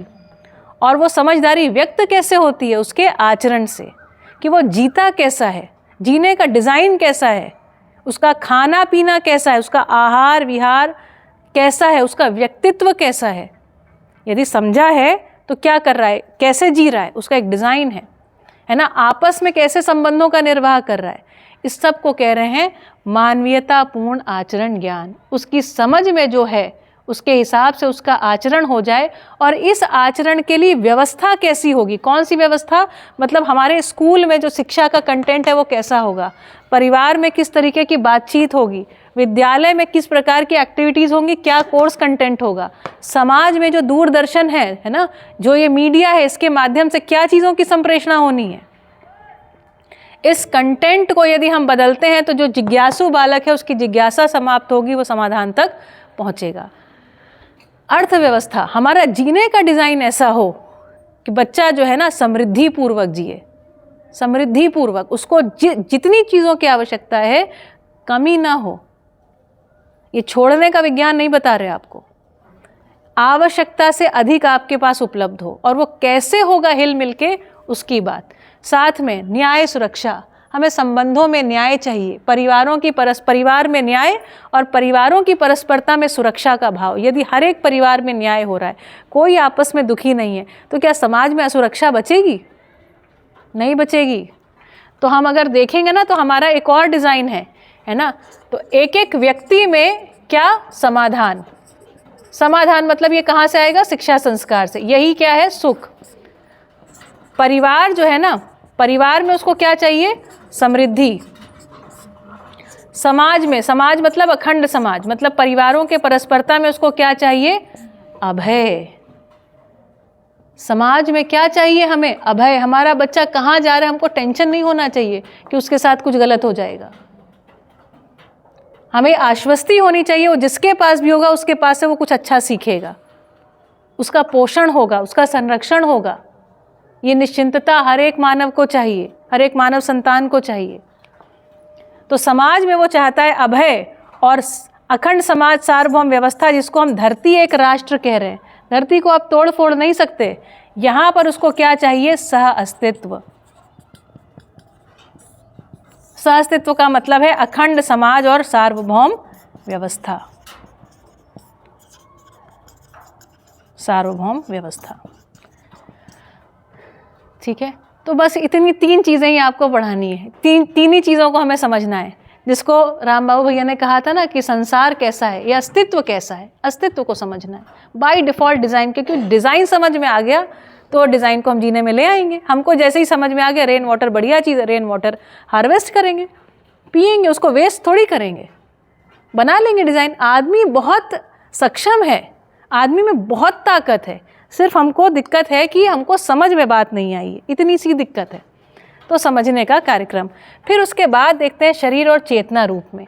चेतना रूप में जैसे मैंने एक बात करी ना, ये जो सुख है ना, आदमी का, इंसान का या व्यक्ति का जो मन है ना, वो सुख का आस्वादन करने के लिए तत्पर रहता है।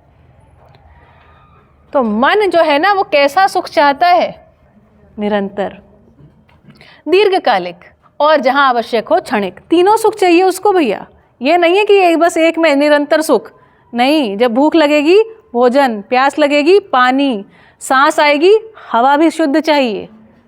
मज़ेदार बात यह है, भूख है और भोजन दोनों अस्तित्व में है, प्यास है पानी अस्तित्व में है, रोग है औषधि अस्तित्व में है, आपको सांस आती है प्राणवायु अस्तित्व में है, ये सब है। तो इसी प्रकार से ना व्यक्ति की एक और स्थिति जो चेतना में जैसे मन रहता है ना, मन में एक और चीज़ है वृत्ति। तो वृत्ति में ना हम क्या करते हैं? तुलन और विश्लेषण, कुछ कंपैरिजन करते हैं और उसकी कुछ व्याख्या करते हैं, विश्लेषण करते हैं। तुलन जो है ना, देखिए छोटी सी बात बता रही हूँ, बस इतनी सी एक समस्या है, यदि आपको ये पकड़ में आ गया ना तो बात बन जाएगी। आज की क्लास है ना बस पूरी हो जाएगी और आज की क्लास का जो प्रयोजन था वो भी पूरा हो जाएगा। तुलन के लिए ना हर एक मानव में 6 दृष्टियाँ रहती हैं। कौन सी दृष्टि? एक रहती है प्रिय, एक रहती है हित की और एक रहती है लाभ की। और भी दृष्टियाँ रहती हैं न्याय की, धर्म की और सत्य की। धर्म का मतलब है सर्वतोमुखी समाधान,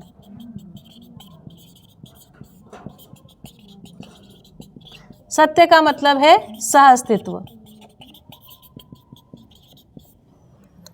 ठीक है, हर आदमी में ये होती है। जैसे मैंने अभी आपको दिखाना शुरू किया, जैसे आपने कभी देखा, कभी एक जैसे पेड़ में एक चिड़िया बैठी हो, है ना, और आपको चिड़िया नहीं दिख रही है लेकिन किसी और को चिड़िया दिख रही है, तो वो कहता वो, तो आप कहते हो कहाँ, मेरे को तो दिख ही नहीं रही। लेकिन फिर वो कहता नहीं देखो, वो देखो बैठी है ना। फिर वो आपको बताता है आप गलत देख रहे हो, इधर वाली टहनी में देखो, इधर वाली, तो थोड़ी देर में आपको भी चिड़िया दिख जाती है। इतना सा ही खेल है। हर एक व्यक्ति के पास वो कुव्वत है, वो ताकत है कि उसको देख ले, सिर्फ उसको एक दिखाने वाला व्यक्ति चाहिए। तो अभी तक मानव ने जितना भी विश्लेषण किया है ना, जितना भी सोचा है, जितना भी विचार चलाया है, वृत्ति में क्या होता है? विचार की क्रिया होती है, और हर मानव में विचार तो है ही। तो अभी तक जितना हम कैलकुलेशन करते हैं ना, ये हमको वस्तु प्रिय है, इस आधार पे हम उसको चुन लेते हैं, उसका भोग आदि कर लेते हैं। ये वस्तु मेरे शरीर के लिए अच्छी है, इस आधार पे उसको ले लेते हैं, या इससे हमको किसी प्रकार का लाभ मिलेगा, इस आधार पर उसको देखते हैं। तो हमारे पास ना जो चश्मा है ना, मानव अभी किस चश्मे से देख रहा है? प्रिय हित लाभ के चश्मे से, और ये सोच रहा है इसको मैं कैसे भोग लूँ। कोयला है तो चलो देख लिया, अच्छा इसको जला सकते हैं, फिर उसके बाद क्या होगा? उसने वो नहीं देखा। तो अब आपको करना सिर्फ इतना है कि दृष्टि को बदल देना है। जैसी दृष्टि वैसी सृष्टि, ये उल्टी बात। दृष्टि बदलेगी तो सृष्टि का बिल्कुल दर्शन होगा, है ना, ये अस्तित्व का दर्शन होगा। करना क्या है? दृष्टि में बदलाव, न्याय धर्म सत्य का। अब कैसे? जैसे एग्जाम्पल के लिए मैंने आपसे क्या कहा? अस्तित्व में हर एक वस्तु समाधान स्वरूप में है। तो जब कोयले को अब देखा तो किस दृष्टि से देखा? सर्वतोमुखी समाधान रूप में देखा। यही है धर्म दृष्टि से देखना। जब चारों अवस्थाओं को एक दूसरे के साथ देखा, सार्वभौम व्यवस्था को देखा, तो किस दृष्टि से देखा? सत्य दृष्टि से देखा। संबंधों में, व्यवहार में जब मानवीयतापूर्ण आचरण ज्ञान को समझा, किस दृष्टि से देखा? न्याय दृष्टि से देखा। यही तो मानव की प्यास है। न्याय धर्म सत्य में जीना हम सभी चाहते रहे हैं। आज आपके सामने प्रस्ताव है, इसको समझ लीजिए और साथ में मिलके जिए। ठीक है, बढ़िया। तो मुझे लगता है कि आज मैंने अपनी बात पूरी कर दी इसी के साथ। अब आप सभी को आमंत्रण है हमारी तरफ से, यदि आपको इस विषय में रस लगता हो। अच्छा, मुझे पहले ये बताएं कि कैसा लगा आपको ये पूरा विषय? अच्छा लगा? लगता है कि हर मानव की आवश्यकता है? अच्छा लगा? और सुनना चाहेंगे? बढ़िया। तो जैसा मुझे लगता है कि आगे हमें और शायद सेशंस करने पड़ेंगे। आप सभी बताइएगा यदि आप में से किन्हीं लोगों की इच्छा हो कि इसमें हम जुड़ जाएं और हम एक और आप इन बातों को सुनना चाहते हैं तो ऑनलाइन भी एक माध्यम है। दूसरा माध्यम ये है कि हम गांधीधाम आएँ, फिर या कभी भुज आप आइए, है ना, ये सब भी तरीके हैं। और स्कूल में अगर इस प्रोग्राम को करना है या बच्चों के लिए करना है, यदि आप सुमन भाभी के साथ मिल करके कुछ आयोजन करेंगे, हमारा सहयोग आपको पूरा रहेगा। मेरी तरह और भी प्रबोधक लोग हैं, हम उनको भी बुलाएंगे, बाहर से बुलाने पड़ेंगे शुरू में, और धीरे धीरे ये लोग जो अभी अध्ययन कर रहे हैं ना, ये भी अब आपको समझाने में सहयोग करेंगे। और यस आइए। तो जीवन विद्या परिचय शिविर कहाँ होगा, इसकी सूचना मैं सुमन भाभी आपको देती रहेंगी, ठीक है। तो मुझे लगता है कि बढ़िया रहेगा। आप सभी ने मुझे बहुत ध्यान से सुना, और सुनते समय सभी ना बहुत एकाग्र होकर के सुन रहे थे। इससे बोलने वाले का जो मनोबल है ना, वो बहुत बढ़ जाता है, बहुत तृप्ति होती है ना। हमें आपको समझा करके तृप्ति हुई। तो इतने ध्यान से सुनने के लिए, सहयोग सहकार के लिए आप सभी का धन्यवाद। वर्षा बहन का बहुत बहुत आभार, धन्यवाद। नमस्ते। टीचर है जी।